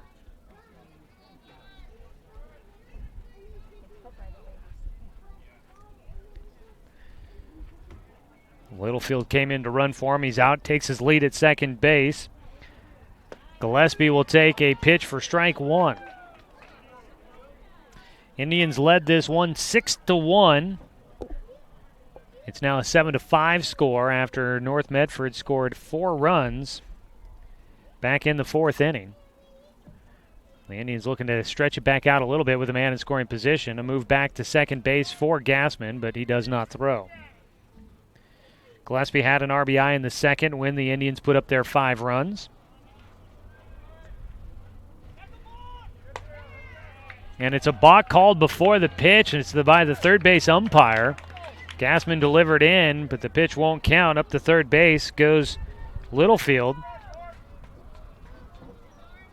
Does not get a complaint from the home dugout down the first base line. So Littlefield will get into 90 feet from home. The pitch to Gillespie outside gives him a 2-1 count. Still just 1 out. Man 90 feet from home. And Doran's got an opportunity for a sac fly, base hit. Something to try and bring in the run to make it a 3-run game. Pitches outside, goes 3-1. Looking at the playoff picture here, North Medford needs to at least do the same thing as Sheldon today, who takes on Grants Pass. If they do the exact same, they'll stay ahead of them. Or if they have more wins than Sheldon today, that'll do the trick as well. Hit by a pitch for Doran Gillespie. On the 3-1 count, he will get beamed in the front shoulder. Heads on down to first. That is the second hit batter for Jono Gassman. Runners on the corners, and now a visit out to the mound for the coaching staff for North Medford. So North Medford, they just need to make sure they don't lose more than Sheldon today. Sheldon taking on Grants Pass. If North Medford were to lose twice and Sheldon were to lose twice against Grants Pass. Grants Pass would vault all the way up into the 4th spot in the conference standings, and they would earn the number 4 seed out of the conference. Now, at number 27 for North Medford to start the day and number 26 for Sheldon to start the day, both of those teams likely would get in as at-large bids. So more than likely, the Southwest Conference looks like they probably could get 6 of the 7 teams into the postseason. Grants Pass is right there on the bubble. Going to probably depend on what they do today, but it is a possibility. Again, Roseburg, if they stay where they are, they'll have at least home field advantage in their first-round playoff game. They'd love to bump up a couple extra spots in the rankings, the OSAA rankings, to try and get a top 8 spot that would guarantee them first and second-round home playoff games if they were to win in the first round against whoever they end up getting. A look at the standings last night had Roseburg against Beaverton in the first round. That's the team that knocked them out of the playoffs last year.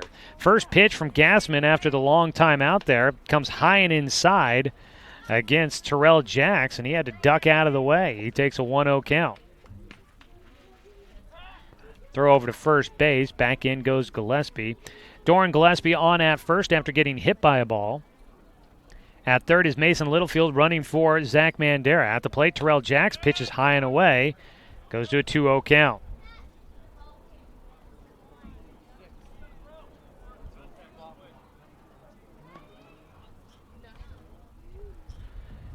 Delivery to Terrell, and he'll take up at the letters for a strike call. 2 balls, 1 strike against Terrell Jacks. Runners on the corners with 1 away for the Indians. Leading 7-5 here in the 6th inning. Swing and a miss on a breaking ball. And Terrell will have a 2-2 count. Seemed like he did a nice job of picking up that it was an off-speed pitch, just couldn't connect with it. 2-2 delivery from Gassman, runner going from first. Strike 3 called. Gillespie will get in without a throw to second base. But a strikeout looking for Gassman. That is his 3rd punch-out in his time on the mound. Big second out for North Medford. They needed that one. And they've got 2 away with runners at second and third for the Indians. Jet Black will try to drive somebody in. He'll take a first pitch strike.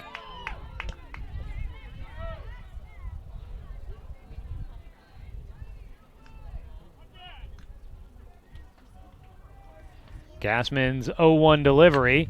That one softly hit towards short, and it's picked up by Brandon King, and the Indians will be unable to push a run across after getting the leadoff double by Zach Mandera. Having runners at second and third, Roseburg will leave them stranded.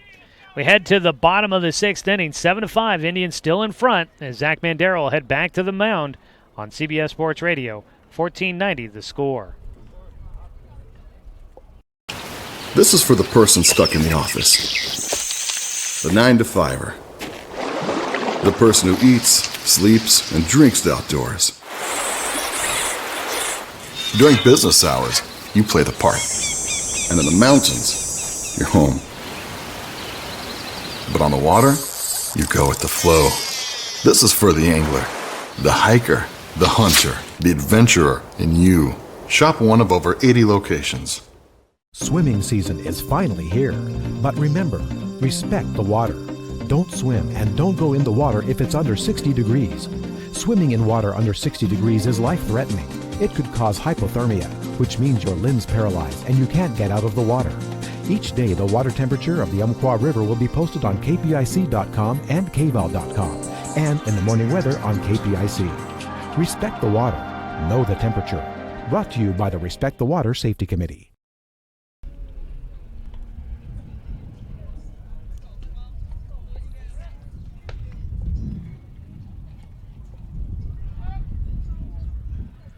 Zach Mandera still on the mound for the Roseburg Indians as we begin the bottom of the 6th inning.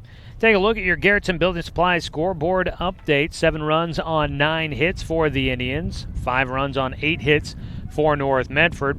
From the softball game, Game 1, North wins 8-1 on top of the Roseburg Indians. Game 2 will be coming up in a little bit there from Stewart Park in Roseburg. Zach Mandera on the mound. First pitch just misses. Ball 1.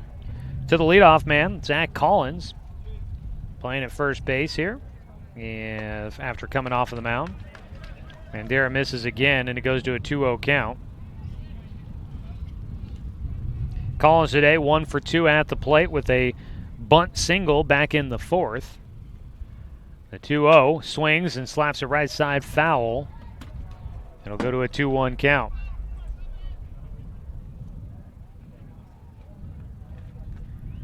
Mandera out of the windup with nobody on, nobody out.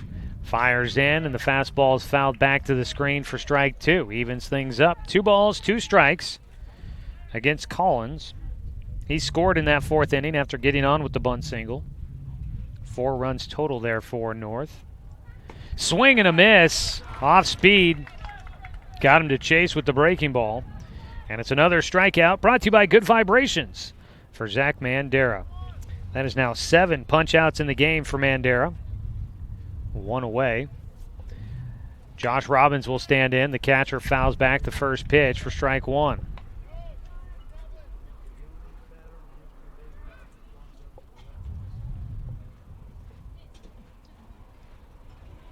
The 0-1 delivery outside, 1-1 count.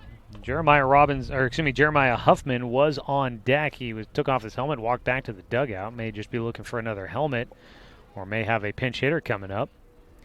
1-1 delivery, just outside. 2-1 count for Mandera.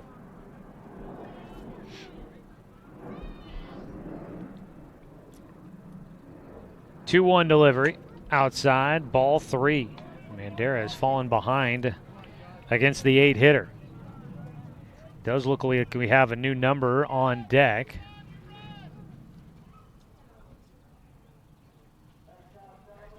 The 3-1 fouled away. It's going to go to a full count now for Robbins.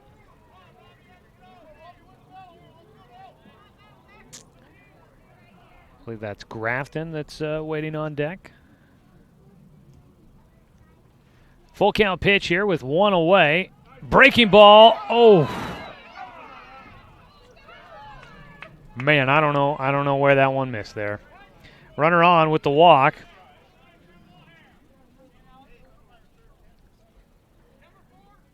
We are going to get a pinch hitter and a courtesy runner for the catcher. So Huffman is going to take a seat.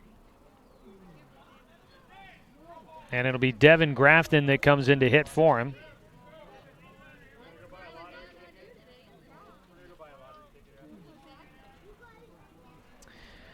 One on, one out. Take a look and see here. First pitch swinging. Grafton will foul it away down the right side and well out of play. A courtesy runner for the catcher. Not sure who that is. Try and check that out, but not a number I had on my roster originally. 0-1 delivery. Grafton line drive comebacker up the middle, went off the glove for Mandera. It goes to second, and they'll turn 2. And the Indians will get out of the frame. Comebacker goes off the glove for Mandera as he ducks out of the way. It trickled to second base. Cody Johnson gets it there, steps on the bag, and throws to first for the double play. 6-4, the final putout. And the Indians will get out of the 6th inning without giving up a run.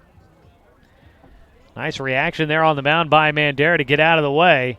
And his defense helps out behind him. We head to the top of the 7th, final frame. Roseburg leading 7-5, looking to add some insurance here on CBS Sports Radio, 1490 The Score.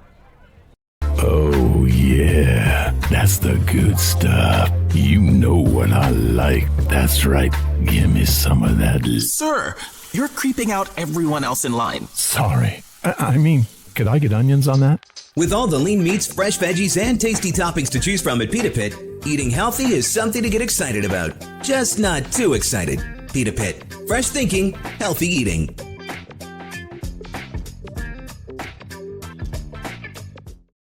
It's easy to spot people who participated in high school sports and activities. Right on time. They learned important lessons like leadership, teamwork, respect. Hey, our meeting moved to 10. We'll be ready. Values that last a lifetime. We need to focus on 3 factors. Support high school sports and activities in your community. When kids take part, they get set for life. Top of the 7th inning underway, and leading things off for the Roseburg Indians is Garrett Russell. Russell stands in today, 2 for 4 for the Indians. Reached on an error his last time up. Took the first pitch for ball 1, and the second one misses in the dirt for ball 2. It seems as if maybe a new man on the mound. No, still Gassman. I thought he went to more of a sidearm pitch, which was something I hadn't seen yet. Strike called on the outside corner. Gives him a 2-1 count. Gassman against Russell. Garrett has gone to right field. He's gone to left field. And he got on after a bunt that resulted in a throwing error his last time up. Takes a called strike on a breaking ball. Evens it up. 2 balls, 2 strikes. North Medford trailing Roseburg 7-5 as we start the final inning here. Found out that the JV game going on right now for baseball is tied, and they're into extras. As a line drive shot to left field is going to be caught. Out in left field, Brady Buchanan making the play, I believe. That doesn't quite look like the right number, though, out there anymore. No, I think it is. So 1 away on a fly ball to left field for Russell. First pitch, it's a comebacker to the mound. Gassman will get it. He throws to first for out number 2 as Caden Johnson has an 0 for 5 day. Just been a tough day for him at the plate. See if he can get going in game 2.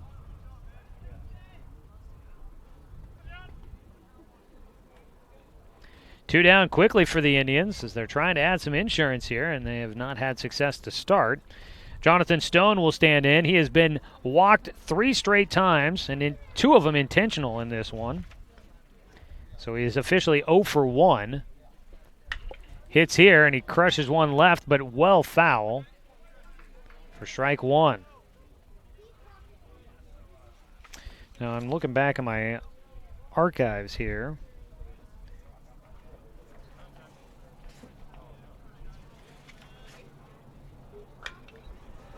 Stone had a 13-game history coming into it, and it's going to end more than likely because of the 3 walks here. As he flies out on the infield to the first baseman. I was trying to figure that out there. Yeah, he had a 13-game hit streak coming into today, and he's been walked 3 times. He's only been able to hit twice, and he has not been able to pick up a hit to keep that hit streak going. He flies out to end the top of the 7th inning. Roseburg goes down in order against John O'Gassman. It's a 7-5 score. Mandera looking for the complete game victory. Needs 3 outs to get it. Back after this here on The Score. This county is your home. But no matter where life takes you, Cascade Community Credit Union will be there whenever you need us. We'll be there with access to over 30,000 no-fee ATMs worldwide. We'll be there with an auto loan for your next vehicle. And when you're ready to make your dreams a reality, we'll be there with a home mortgage and one-on-one support every step of the way. Because commitment to our members is reflected in everything we do. Cascade Community Credit Union, there whenever you need us. So I heard Kelly takes a different one home every night. Yeah, I heard she took 2 home last night. I even heard she likes the small ones. No wonder she's in such good shape. At Pita Pit, with so many healthy options full of lean grilled meats and fresh veggies, and even small pitas for smaller appetites, you can have our pitas any way you want. And we won't judge. Pita Pit. Fresh thinking, healthy eating.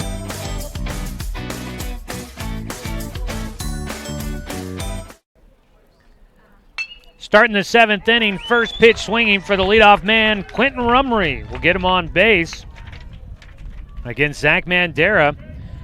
Rumry with his 3rd hit of the game against Roseburg starting pitcher Zach Mandera. And he gets on first base, leadoff man on. That brings the game-tying run to the plate for North Medford. So they trail 7-5 as we start the bottom of the 7th inning. First pitch, a check swing, foul ball, left side for Brandon King.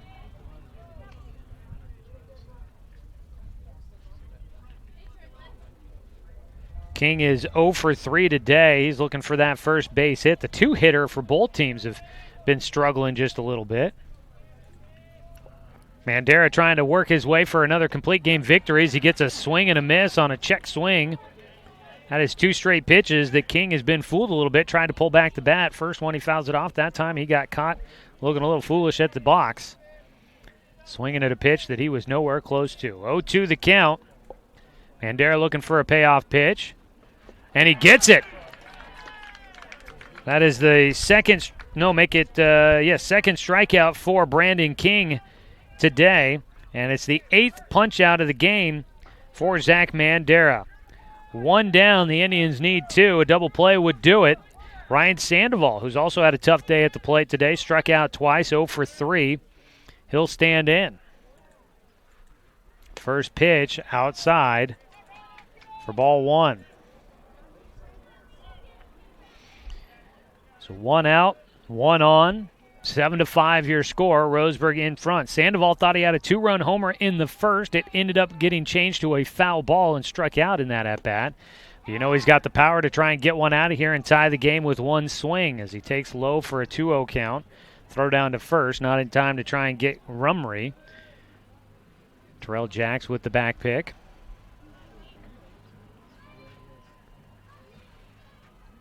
2-0 count.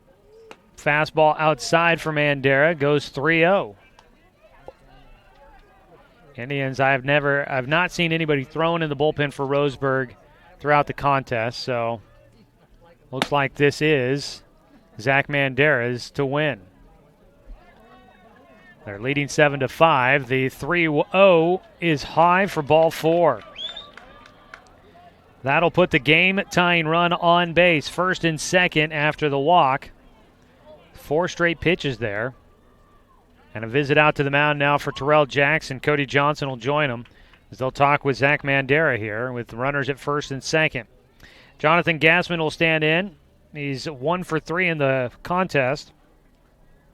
Jono scored back in the 4th.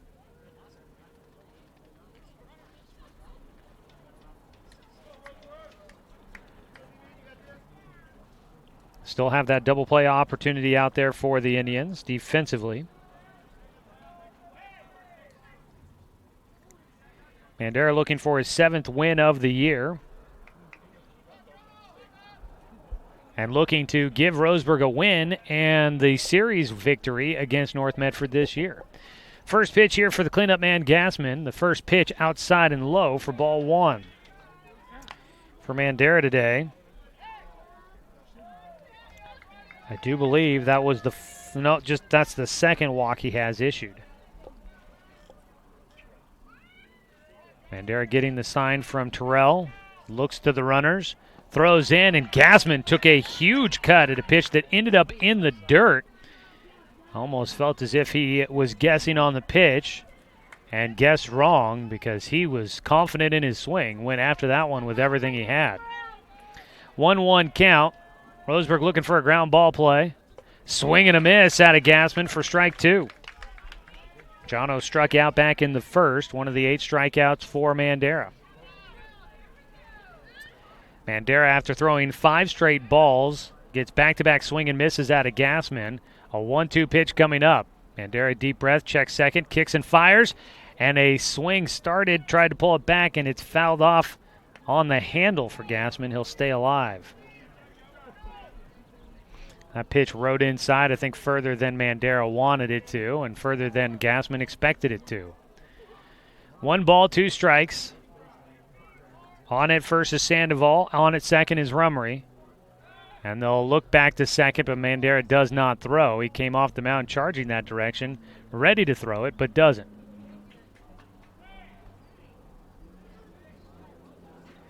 1-2 count. Mandera fires to the plate. Runners are going. Strike 3. They throw to third. Not in time. Almost had to strike him out, throw him out to end the game. They can't get it. All right, Brady, get him in. Runners at second and third now after the double steal, but the strikeout at the plate gets the Indians one out away from wrapping up the contest, and now a visit to the mound for pitching coach Richie Charles. That was a strikeout looking.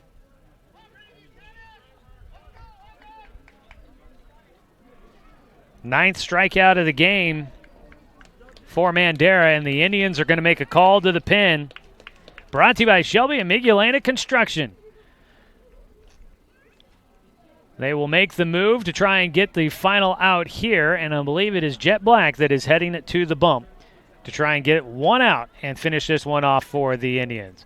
Bottom of the seventh, 2 runners on, in scoring position with 2 outs. The Indians leading 7-5. Back after this 60-second break on CBS Sports Radio, 1490 The Score.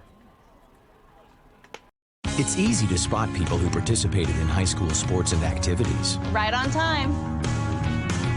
They learned important lessons like leadership, teamwork, respect. Hey, our meeting moved to 10. We'll be ready. Values that last a lifetime. We need to focus on 3 factors. Support high school sports and activities in your community. When kids take part, they get set for life.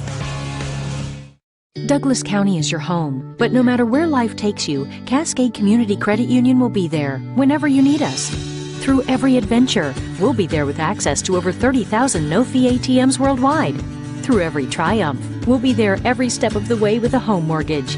And through all life's little quirks, we'll be there with one-on-one support to get you back on the road in no time. Neighbors are there for each other, and that's exactly who we are. Cascade Community Credit Union, there whenever you need us.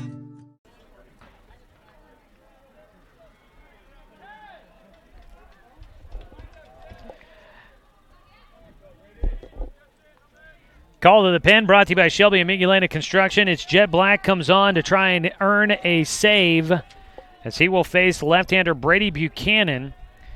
With 2 outs and 2 runners in scoring position, Buchanan 2 for 3 today. First pitch from Black is outside for ball 1. Jet comes in.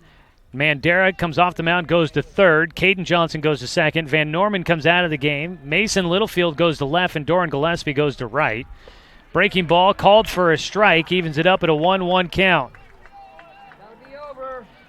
So 1-1 delivery coming up for Jet. Pressure-packed situation here for the sophomore. Jet does have 1 save and 1 save opportunity this year. He misses outside, and it goes 2-1.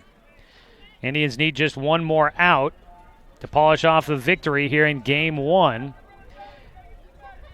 Buchanan, the one time he did create a put-out, was a ground out to shortstop. Throw in, swing and a miss on a breaking ball, and it's a 2-2 count. Jet needs 1 more.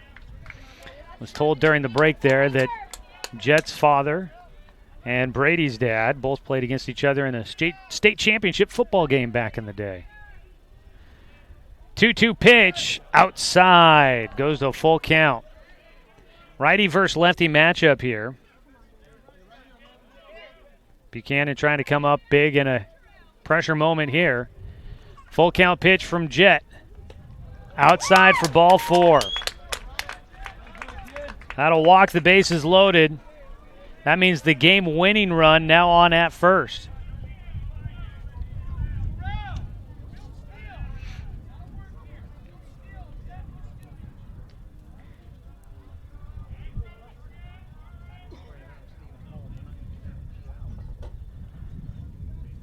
So up to hit next. Bases loaded, 2 away.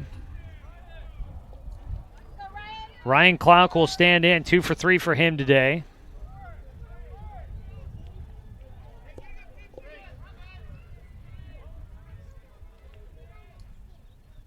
First pitch here for Jet.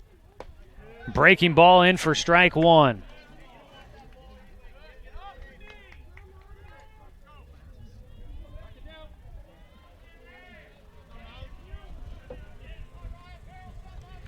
Oh, 1 delivery from Jet. Ground ball foul, third base side for strike 2. And it'll come down to an 0-2 pitch coming up here for Ryan Clark. He'll have to protect. And Jet will have to make sure if he's going to throw something low to try and get him to chase.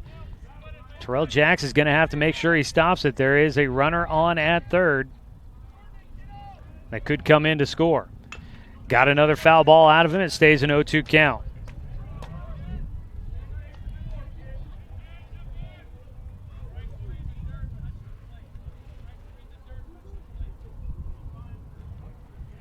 Delivery again. Jet out of the windup, bases loaded, 2 out, and the pitch beans him. And that'll bring in a run, so close to getting out of the game, and a hit by pitch will move North Medford within 1 run of tying this game up and maybe forcing extras, maybe winning it here in the 7th. Scoring was Quentin Rummery. Up to third base went Sandoval. To second goes Buchanan. The base is still loaded with 2 outs. Roseburg leading by 1. 7-6 your score. And up to hit next, Zach Collins, who is 1 for 3 today. His one hit was a bunt single on the infield. He struck out his last time up against Zach Mandera. First pitch for Jet. Fastball up the middle. Game is tied. The winning run is going to come in to score. North Medford will walk off with a victory in Game 1 of our doubleheader. Zach Collins hits it to center field, and Garrett Russell couldn't come up with it cleanly to make a throw to the plate, and North Medford will score Brady Buchanan from second as the winning run to walk off with an 8-7 victory today in Game 1 of our doubleheader. Now, that is not the way you wanted this one to come to an end. Roseburg led 6-1 at one point, but North Medford never gave up, and they continue to keep their playoff hopes alive as they win 8-7 in Game 1 of the doubleheader. Game 2 going to be coming up in just a little bit. We'll go ahead and take a 2-minute break and come back to wrap this one up. Game 1 goes to North Medford. The rubber match coming up in a bit on CBS Sports Radio, 1490 The Score. So I heard Kelly takes a different one home every night. Yeah, I heard she took 2 home last night. I even heard she likes the small ones. No wonder she's in such good shape. At Pita Pit, with so many healthy options full of lean grilled meats and fresh veggies, and even small pitas for smaller appetites, you can have our pitas any way you want. And we won't judge. Pita Pit. Fresh thinking, healthy eating.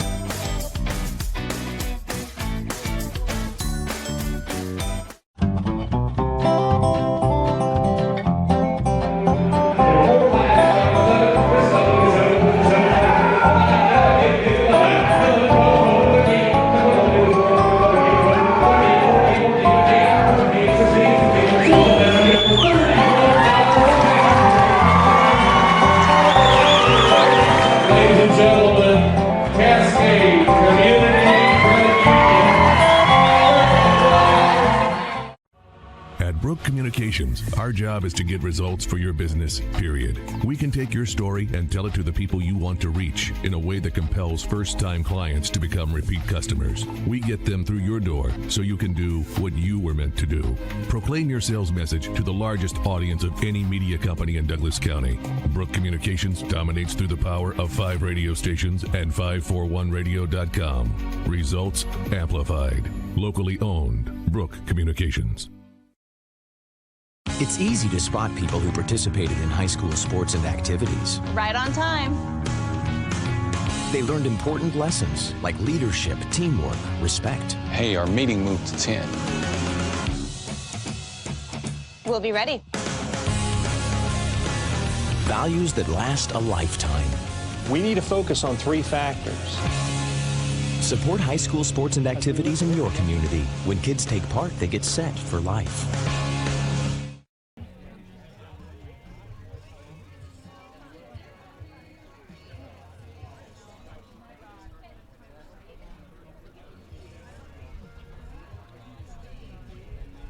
Back here at North Medford High School, where the Black Tornado come away with a win in Game 1. They walk off with the victory.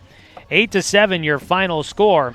As the Roseburg Indians, they'll go to a rubber match against North Medford to see who can take the series, with Game 2 coming up here in about 20 minutes. This is your Roseburg Disposal post-game show. We'll recap Game 1 of today's doubleheader. The Indians and the Black Tornado, an exciting one, but Jet Black just couldn't come on to get one more out. They almost had it on a strike him out, throw him out to end the inning, but just in safe goes It was Quentin Rummery into third base on a double steal. After a strikeout at the plate for Jonathan Gassman, the Indians decide to pull Zach Mandera at that point, brought in Jet Black to try and get one more out. He walked a batter, hit a batter, and then gave up the single to center field to Zach Collins that drove in 2 runs to win the game in a walk-off for the Black Tornado. Final score again, 8-7, as we take a look at your Garrettson Building Supply scoreboard update. 7 runs for the Indians on 7 hits today. Make that 9 hits for the Indians here today. 7 runs on 9 hits, 2 errors for the Indians, 8 runs on 10 hits, and 3 errors for North Medford. Well, North took a 1-0 lead in the first inning. Then Roseburg responded with 5 in the top of the second. They added another in the third to lead 6-1. But then as they got to the 4th inning, North would rally back, scored 4 runs in that frame.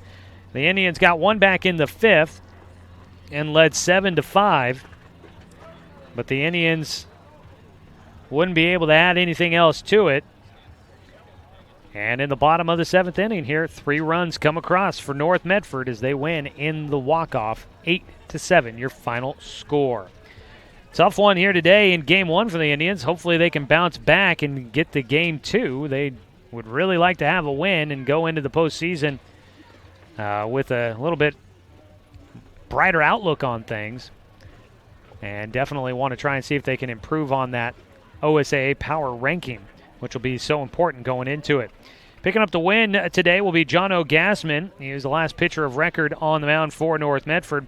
Taking the loss will be Jet Black.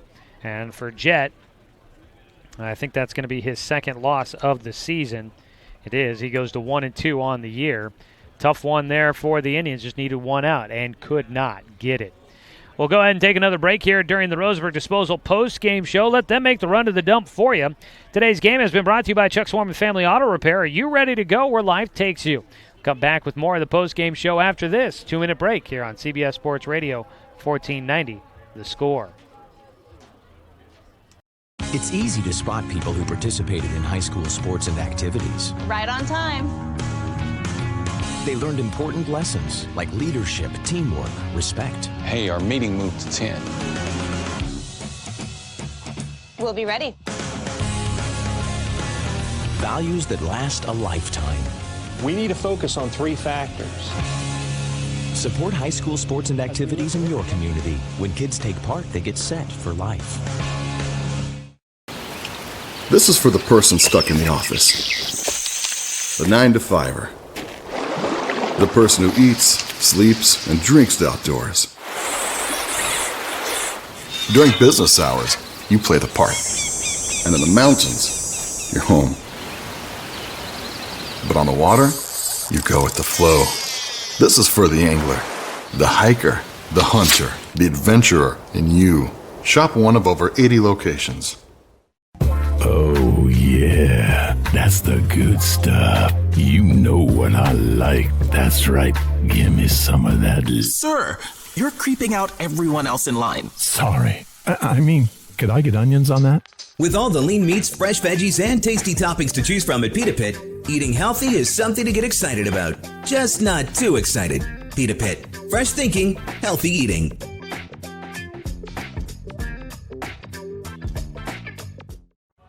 At Brook Communications, our job is to get results for your business, period. We can take your story and tell it to the people you want to reach in a way that compels first-time clients to become repeat customers. We get them through your door so you can do what you were meant to do.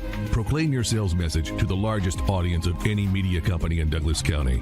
Brook Communications dominates through the power of 5 radio stations and 541radio.com. Results amplified. Locally owned. Brook Communications.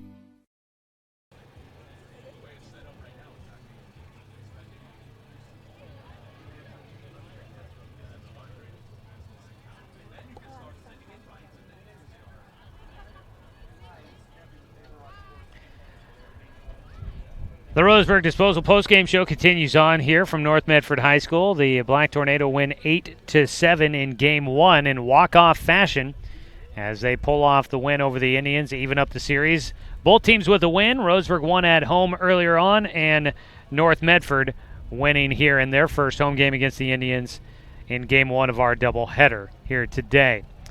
Well, taking a look at your offensive numbers this afternoon, the Roseburg Indians, they finished with 9 hits in the ball game. Garrett Russell had 2 at the top of the lineup, goes 2 for 5.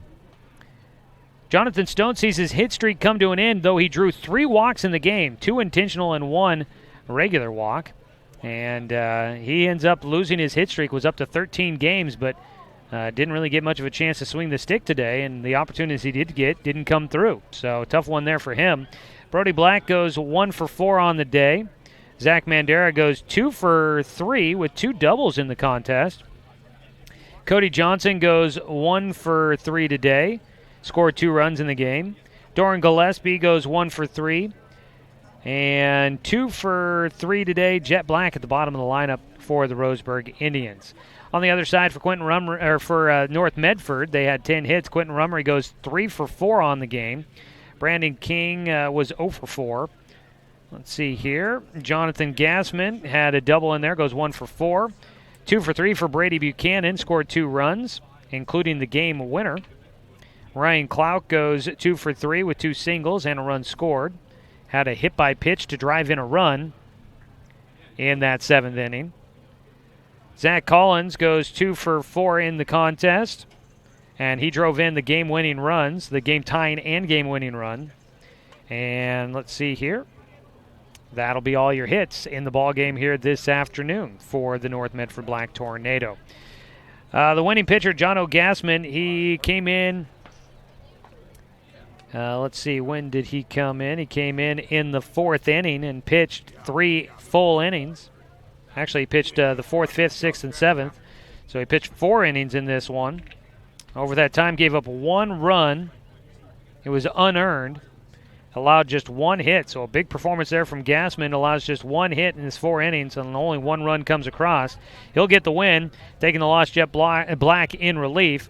Gave up the 1 hit and 3 batters that he faced and gives up the lead. Zach Mandera does not factor into the decision, goes 6 2/3, gave up 9 hits, 7 runs, all of them earned, 2 walks, and 9 strikeouts. The Roseburg Disposal postgame show continuing on, and it is time now here in the postgame show to name our Mahalo Heating and Air Conditioning Player of the Game. This is for the Roseburg Indians here, and Roseburg's Player of the Game, I'm going to give it to Zach Mandera. 2 doubles in the ball game for him. And got on base 3 times at the plate and had a pretty good pitching performance today. Good enough to get him the win. Just didn't happen for the Roseburg Indians. So today, Zach Mandera, your player of the game in Game 1 of our doubleheader.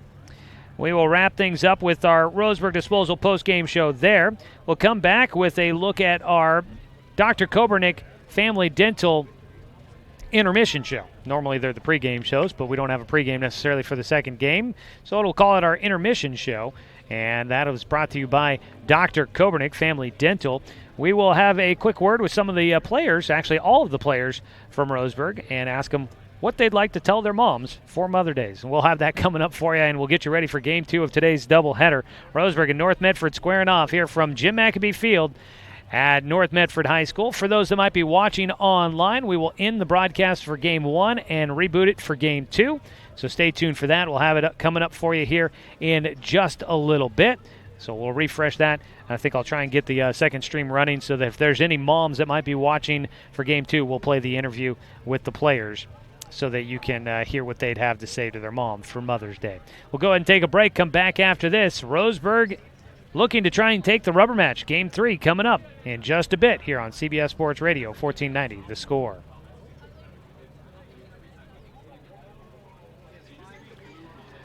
Okay, can we make